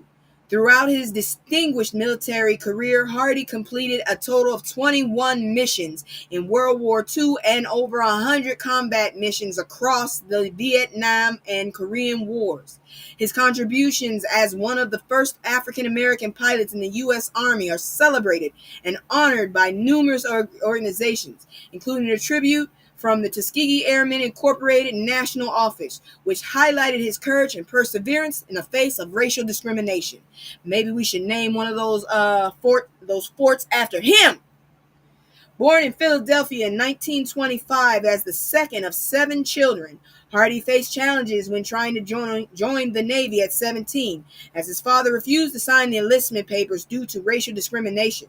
However, he ultimately joined the armed forces in 1944, completing his pilot training at the Tuskegee Army Airfield. By 1945, he was commissioned as a second lieutenant and served within the 99th Fighter Squadron of the 332nd Fighter Group, also known as the Red Tails. Hardy dedicated nearly 3 decades to military service, which has included 45 combat missions during the Korean War and 7 during the Vietnam War, which should have never happened, before retiring from the Air Force in 1971. While serving, Hardy earned a bachelor's degree in electronic engineering and a master's in systems engineering. He later contributed to the Department of Defense by helping develop its first worldwide military telephone system. The accomplishments of the Tuskegee Airmen, including Hardy, was recognized by Congress in 2007 with the Congressional Gold Medal. Don't let Hegseth the drunk know about that. In 2024, Hardy received the American Spirit Award from the National World War II Museum, where he reflected on the pride of improving their capabilities as pilots despite the odds. As of now, only 13 original documented Tuskegee Airmen remain alive, underscoring the significance of Hardy's legacy in aviation and history. So he's going on up to see his boys, y'all. Girl, I'm gonna tell you right now, them barracks don't smell good. I know they put stuff in the food, because ain't no damn way the vegetarian was the only one that stunk that bad and everybody else was making the same body scent. I'm just saying. Woo! But moving on, we still got more news for us. Let's see what we got. All right, for all the ladies who are trying to get a little bit in shape, I personally don't like Pilates, but they got something here for y'all. So if you're interested in bettering yourself inside Raven Ross's mission to make Pilates inclusive, accessible, and yes, affordable.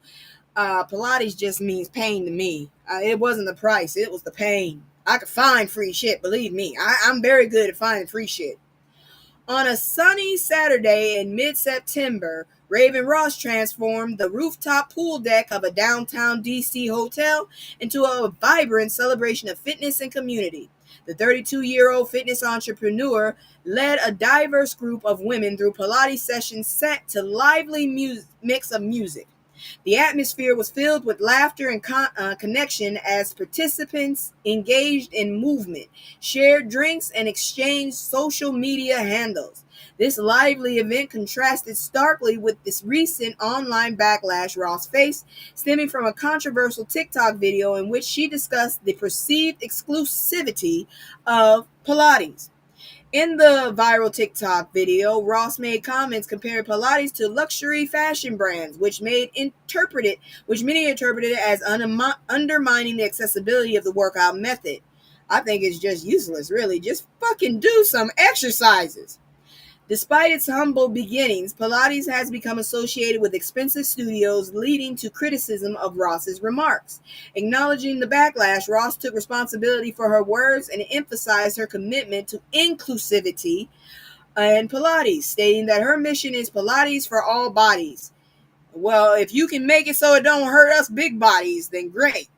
She expressed the desire to highlight the challenges of making Pilates accessible, noting its evolution from rehabilitation practice created during World War I to a trendy workout limited to affluent spaces. See how the fuck they do that shit? They turn shit that is used for everybody to fucking you can't touch it because it's only for us.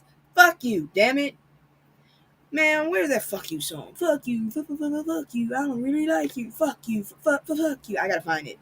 Because these people piss me off so bad. I need something to express my irritation. Where the hell is it, god dang it? I really wish I had that damn thing. Because I'm telling you, they got rid of my soundboard. They updated OBS and my soundboard disappeared. So I'm feeling away. I'm just feeling away. That's how I feel. That's how I feel. Anyways, I can't find it, but here, I'll do this then. That's how I feel about the way they have done a lot of shit that was for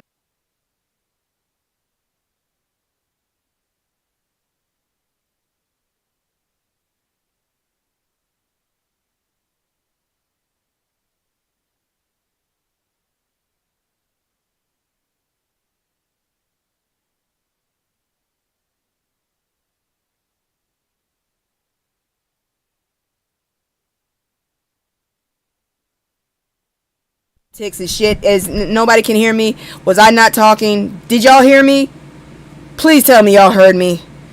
Oh, please tell me y'all heard me. I just did this whole story on this. Please tell me y'all heard me talk to y'all about fucking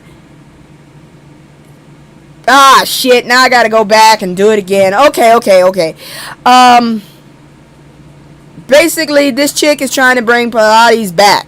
I'm sorry, I didn't know. I went over this whole story. I didn't realize it. So let me bring it back up here. Oh, God. I'm going to have to cut that out. Anyways, Inside Raven Ross' mission to Pilates. I don't like Pilates. They fuck me up. But she's trying to make it inclusivity. She's trying to make it inclusive. In the viral TikTok, what? Nope. I'm lost. Did y'all hear this story or no? Do I have to do this again? Or no? Please tell me. Only during the damn... Oh, thank God. I thought I had to do this story again. I was about to be mad as hell. Thank God. Alright, let's move on. Oh, thank you. God, thank you.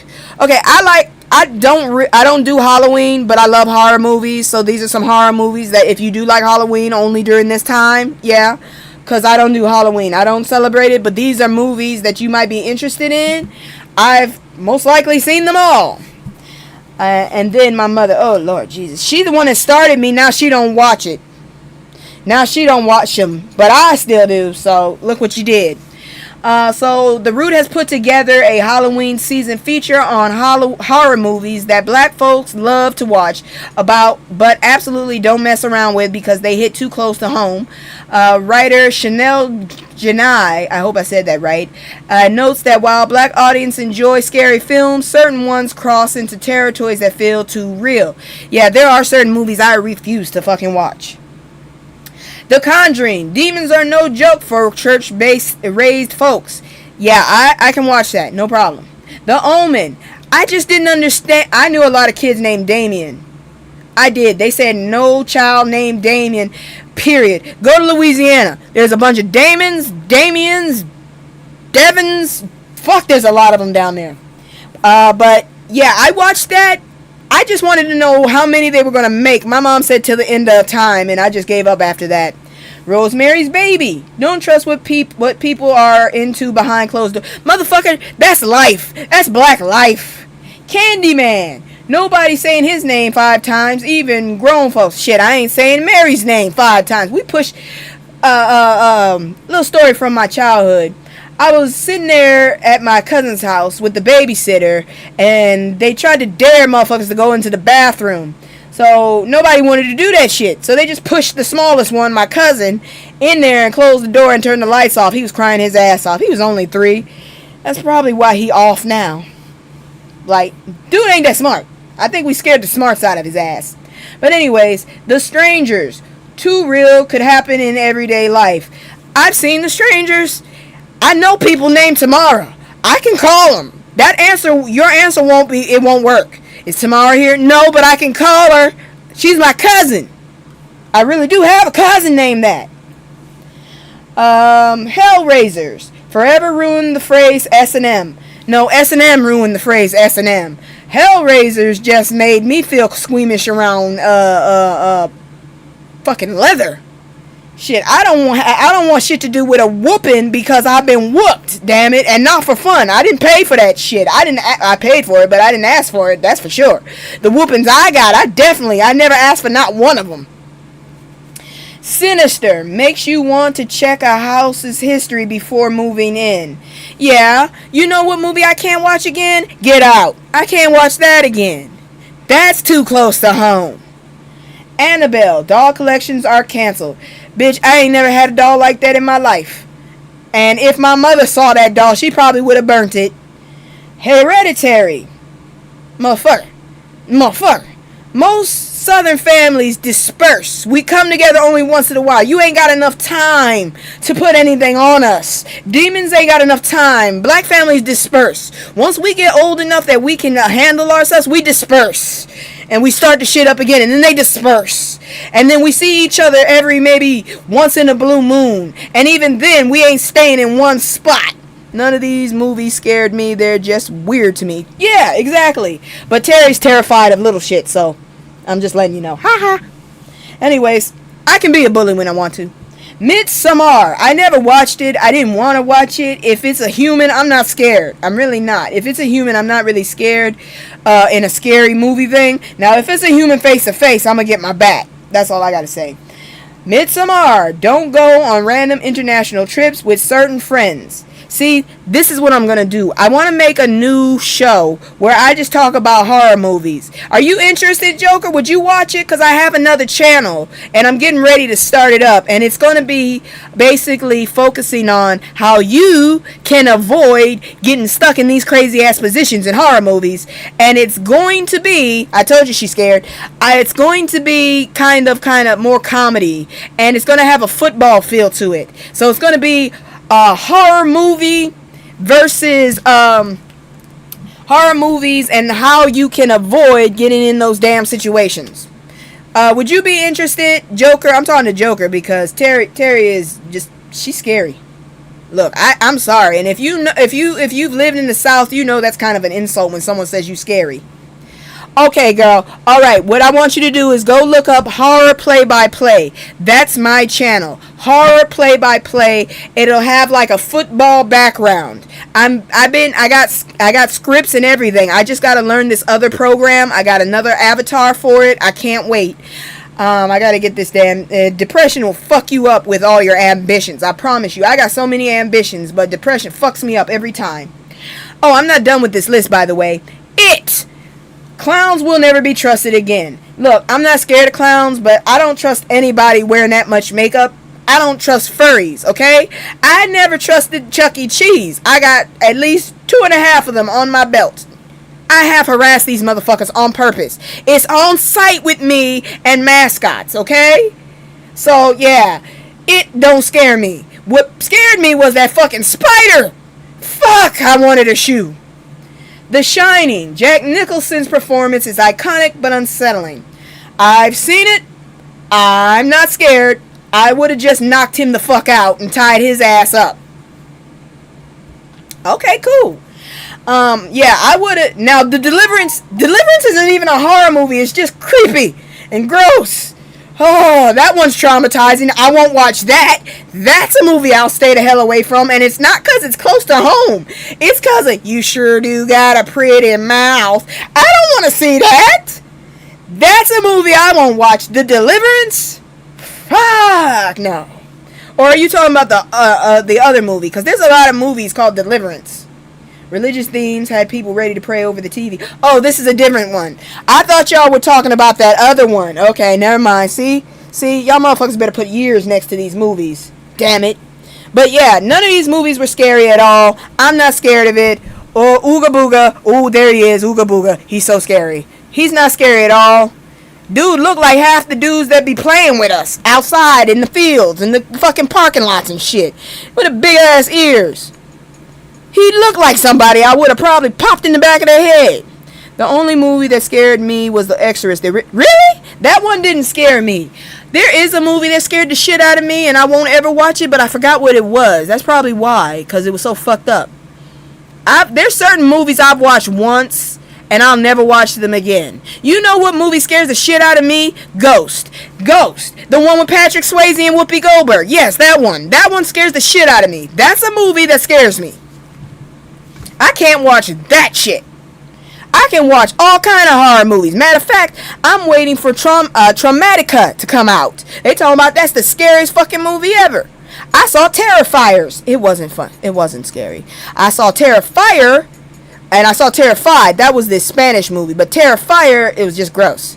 I was really little when I saw it. Scared me. Oh, okay. Yeah, my mother had me watching scary movies with her, but for some reason, every time the fucking monster came on, she put a blanket over my head. I can still hear. I can hear the werewolf. Needless to say, I have an issue with blankets and watching hot movies now. I don't like it. I don't like it at all. All right, y'all. We're going to get back into black stuff, good news, and just black business. Let's talk about it. God dang it. This is some good news here, damn it.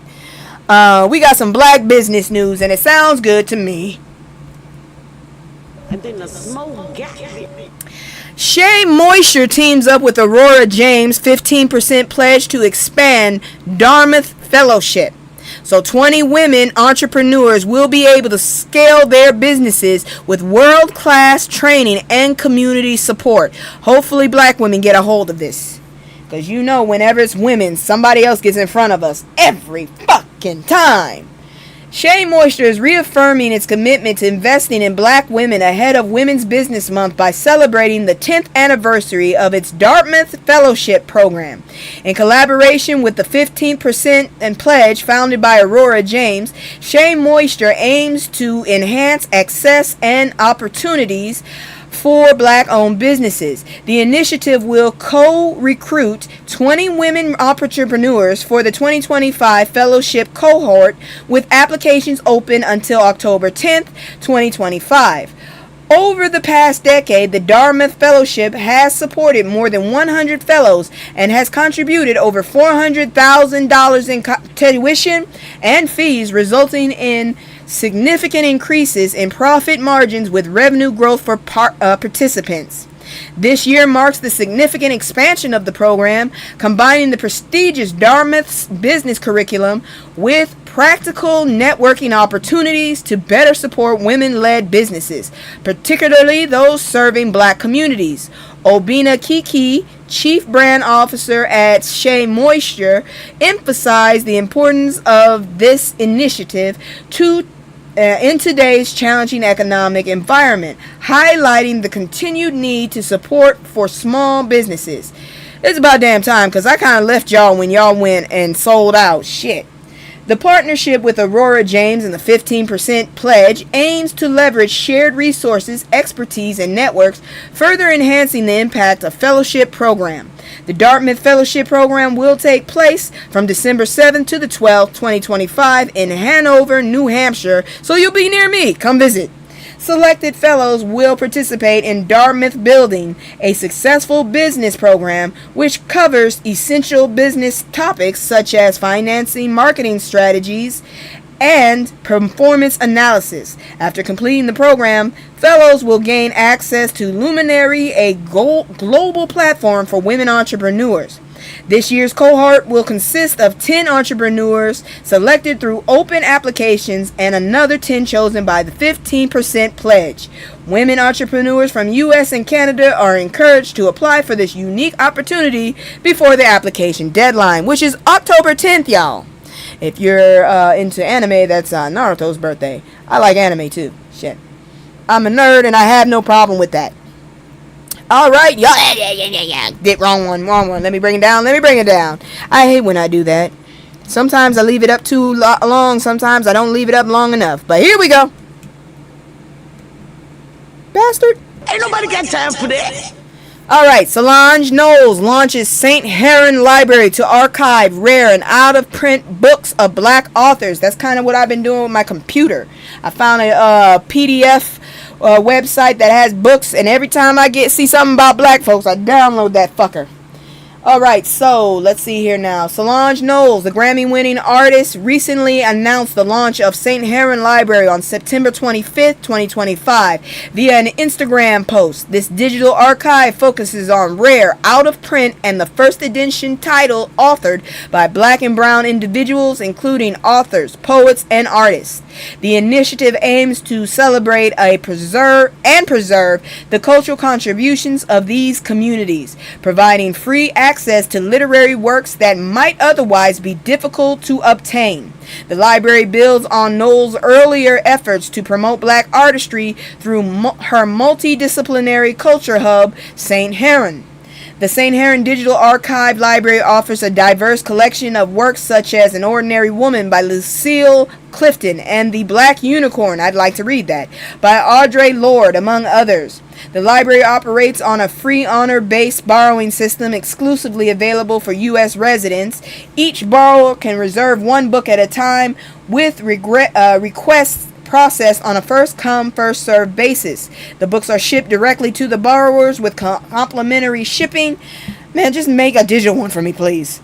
And return postage, and must be returned within 45 days to maintain sustainability of the archive. Charges are applied for lost or damaged books. I don't want that book. It is too precious. Just give me a digital copy, please. Since its launch, the St. Heron Library was garnered significant interest, with many titles already marked as borrowed within the first 24 hours.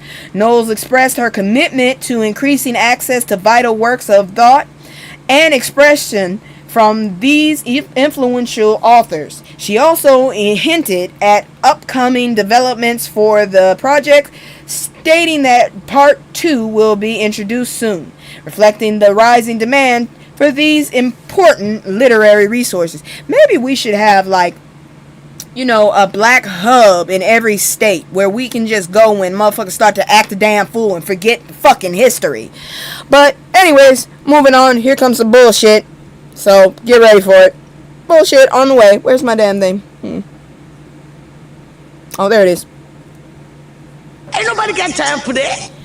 Hip-hop producer Metro Boomin finally breaks silence after his essay trial wraps. Don't he look like one of those jackasses that'll try and con you in the middle of the city, like like he's educated but he really ain't? That dude. Don't he look like one of those dudes? They have like all this professional looking shit, and it's all to just run a hustle. That's what he looked like to me. So Metro Boomin, whose legal name is Leland T. Wayne, was on trial stemming from a civil suit filed by a former friend, Vanessa Lemaistre.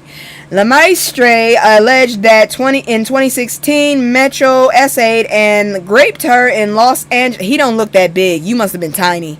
Angeles hotel after she blacked out. Oh, that's why.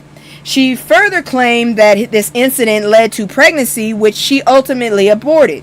Lemaistre also stated that she was in and out of consciousness for an unknown amount of time, but awoke again at the same point to Wayne performing oral on her. She was seeking damages and a jury trial. After a 2-day trial and a 1-hour deliberation, the jury concluded that Metro was not liable and that Maistre failed to prove he had harmed her. Damn it! Lemaistre's lawyers expressed disappointment in the outcome. They stated that though the legal system is often stacked against survivors, our client showed unwavering fortitude throughout this trial. They also indicated their belief that the verdict will ultimately be overturned on appeal. Metro Boomin released a statement on social media expressing his disbelief at being accused of such horrendous acts. I don't trust famous people, so I don't know. I already have a bias. I'm sorry. He acknowledged his court victory, but highlighted a long list of losses accumulated during the year-long process of clearing his name. The losses include a very large amount of money and time wasted, incalculable amount of money. Are you sure? Are you sure? Incalculable amount of money and opportunities that did not make it to me or my team during that time. Are you sure? He described the trial as traumatic for his family and a threat to his relationship with his younger brother and sister. I bet it would. He criticized the janky lawyers, that's what it says, who took on Lemaistre's case. In a statement to Rolling Stone, he reiterated that the allegations were false and that he would not be a part of the shakedown. Now, if you're actually innocent, kudos to you. But if you're guilty, I hope it comes out. I just don't like rich folks. He felt that Lemaistre attacked who I am as a person and how I was raised, and I could not let her get away with that. Metro Boomin affirmed I would never do that. What she accused of me, well, if that's how you feel, then you should countersue then. He extended gratitude to his legal team, loved ones, the jury, and everyone who supported him, expressing relief. The truth came out in court. Now, I'll be a little biased because something kind of like that happened to me. I was in and out, and a dude was trying to do that shit. Luckily, I woke up, and I had enough mind to say, get the fuck out of my dorm room. Anyways, I used to drink a lot. That's all I can say. So anyways, moving on. Let's talk about some more drama. You know who the queen of drama is. I ain't even got to say her name. God dang it. You know who I'm talking about. The tea behind Tamar and Toni Braxton's explosive clash. I'm so sick of this damn shit. I love Toni, but Tamar made me sick of that damn last name. The upcoming season of WeTV's The Braxtons promises significant drama revolving around deep-seated family conflict and serious allegations. The trailer showcases intense confrontations among sisters Toni, Tamar, Trina, and Tawanda. That's too many. Particularly a heated exchange between Tamar and Toni that nearly turned physical.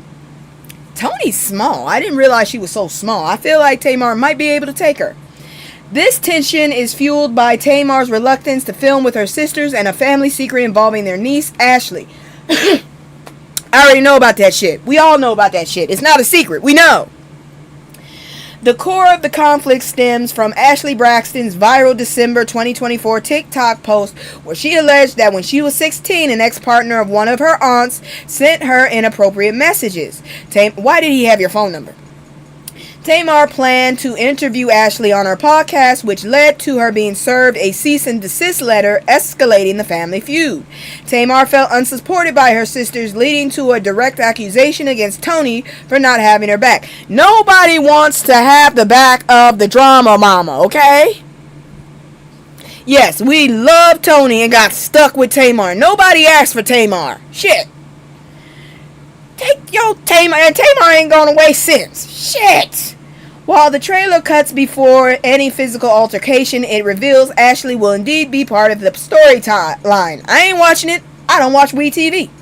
Trina also expresses devastation over the social media backlash she received due to Ashley's allegations, emphasizing her lack of involvement in the cease and desist letter and her regret for Ashley's experience. Season 2 of The Braxtons is set to premiere on October 10th on WeTV. I will not be watching. I'm so sick of that shit. How the hell is it one person makes a whole family feel like you trying to run away from them like we did with the Kardashians? Shit. Stop stuffing people in our faces, please.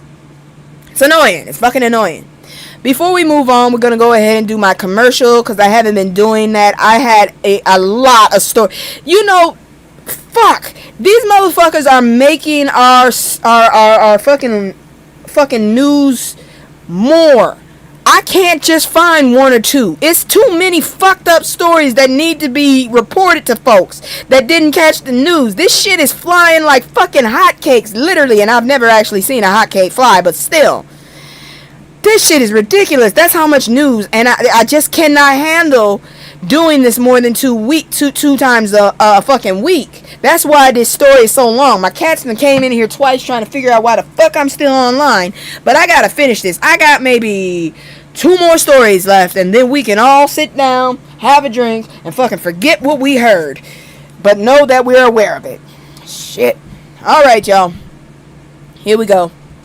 It was too much shit in regular news, and fuck around and find out. I didn't have as much as I usually do of the other stuff. Good grief. But here we go. This is my commercial. I'll be right back with oh shit. I'll be right back. I'm my medicine fell. It's weakening. Here. It's just me and the fam. It's just me and the fam. It's just me and the fam. It's just me and the fam. Yeah. It's just me and the fam.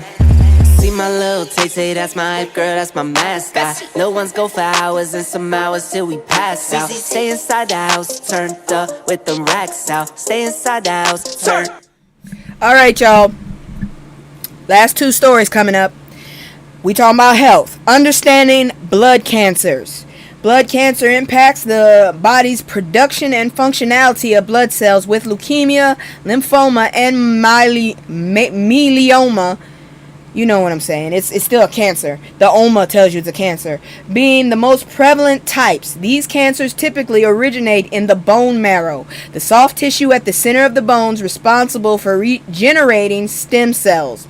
These stem cells mature into essential blood components: red blood cells that transport oxygen, white blood cells that fight infections, and platelets that aid in blood clotting. Blood cancers primarily arise from the excessive production of abnormal white blood cells, which disrupt normal blood cell generation. That color is just a plague, ain't it? The 3 main types of blood cancer include leukemia, lymphoma, and myeloma. That's the one that you always hear at night. Leukemia is the most common blood cancer in the U.S. and often presents in childhood, characterized by an abnormal increase in white blood cells that hinders the production of red blood cells and platelets. Lymphoma affects lymphatic systems with 2 primary forms, Hodgkin and non-Hodgkin lymphoma, each having various subtypes. Myeloma, particularly multiple myeloma, originates in the bone marrow and affects plasma cells responsible for antibody production. Other less common blood cancers include myeloproliferative neoplasm and myelodysplastic syndrome. Dear God, and I'm still better than the president. Felon. Several risk factors can increase the likelihood of developing blood cancer, including age, gender, smoking, exposure to toxic chemicals, previous cancer treatments, and a family history of blood cancer. Symptoms may vary, but often include fatigue, shortness of breath, swollen lymph nodes, and frequent infections, along with specific signs like unusual bruising or unexplained weight loss. Diagnosis typically involves blood tests, biopics, imaging studies, while treatment may include chemotherapy, radiation, immunotherapy, targeted therapy, and stem cell transplant, depending on the cancer type and progression. So y'all, pay attention to that. Pay attention to your health, because these cancers are increasing too. In the years, they are increasing. And finally, let me do my transition. And finally, strange news, because we all need a palate cleanser, and I don't understand this shit. Why? Why can't you get a regular pet? Yes, cat is in the title, but right behind it is Bobcat. That is not a normal pet. I keep asking y'all, what's wrong with a normal pet? Are y'all that bored with life? Are you that bored with life that you need to have an adversary to your living close by? Is that it? Damn it. This is worse than doom scrolling. The hell? Doom petting. That's what you got to call it. It's doom petting. Fuck. So authorities in Roseau County, Minnesota have issued a warning about an escaped bobcat in the area. Is it really escaped, or is it just returning to nature? The incident was reported to the State Department of Natural Resources after an animal reportedly escaped from its owner in Warroad. What a fucked up name. Residents are advised to be vigilant and to avoid approaching the bobcat if it's spotted. In Minnesota, bobcats are classified as regulated animals, which means they cannot be kept as pets except by accredited zoos. Wildlife sanctuaries are individuals who possess the necessary state-issued permit. Apparently, this permit needs to be revoked. The specifics regarding whether the owner of the escaped bobcat had appropriate permits remains unclear. Is the owner still alive, is what I want to know. Did this cat, damn it looks stuffed, that's terrifying. The Roseau County Sheriff's Office has requested that anyone who sees the bobcat contact either Minnesota Department of Natural Resources or the Sheriff's Office directly. Fuck you, I'm going home first. This is to ensure the safety of both the residents and the animal, as interactions with wild animals can be unpredictable and potentially dangerous. I love cats. But look, I still think one of my cats is transsexual. I really think that motherfucker's supposed to be Harold instead of Hattie. And I'm nervous with that motherfucker, okay? That's what I'm saying. He probably ate the owner. That's a bobcat, not a cat. I said, why don't you get a cat or a dog, not a bobcat? I guess next we gonna have a wolf. Motherfucker, a husky. Isn't that close enough, a husky? Fuck.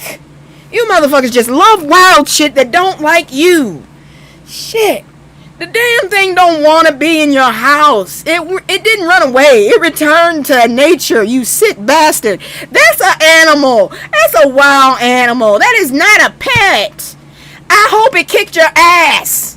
I hope it kicked your ass. I mean it.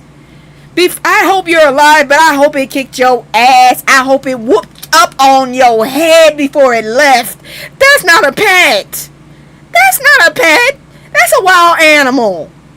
And your permit needs... Why would you get a... Nobody should be getting a permit for this shit. That animal needs to be in a zoo or in its own habitat. Nobody else needs to be fucking with that thing there. And that's it for the news tonight. I hope you enjoyed. I'm sorry I went longer than I usually do. But, you know, lately I can't ignore some of the fucked up news. I do ignore some news. I'm not telling y'all all the news, but the stuff that really fucks with our community, that's what I'm doing. And shit, that list then keep getting bigger and bigger. It's like we need to know about this and this and this and this and oh this and can't forget that and oh God, we really need to know about that. That's what it's doing to me.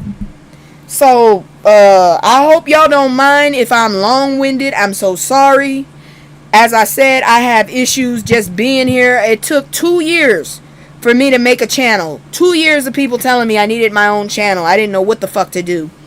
But I'm finally gonna, now that I have 4 followers on my other page so far, for my horror play-by-play. And hopefully I can get myself out of this rut and start. I got lots of ideas. I just need to fucking implement them. But I'm going to go on and get back to my schoolwork. I have a big-ass study guide I got to write. And I got to start turning in shit tomorrow. We're in the middle of the term to let y'all know. Thank you so much. Love y'all. And as always, without y'all, I would be nothing. If you want to help me out, share my stuff, subscribe, add that. Eventually I'm gonna do some merch eventually, because I have a mold ready to make instant holders with a middle finger. I am ready to do that. I want to do a shirt. Okay, I'm gonna find your, I'm gonna message you and I'm gonna send it to you. Hold on. I know what to do. I'm gonna bring it up. That's what I'm gonna do. I'm gonna bring it up so y'all can see it. Give me a second here. Do I have any more? No. Okay, I'm gonna bring it up so you can see it. Give me just a second. And then after that, I'm going to go. But while I'm doing that, if you have any suggestions, recommendations about my show, let me know. If you actually come at me right, I'll actually listen to you. Like my homeboy told me to cut stuff off into sections and stuff. And I did that. Now I have transitions and things because of that. So I have no problem taking recommendations. Just don't come at me crazy. Let's see. Horror. Play by play. YouTube.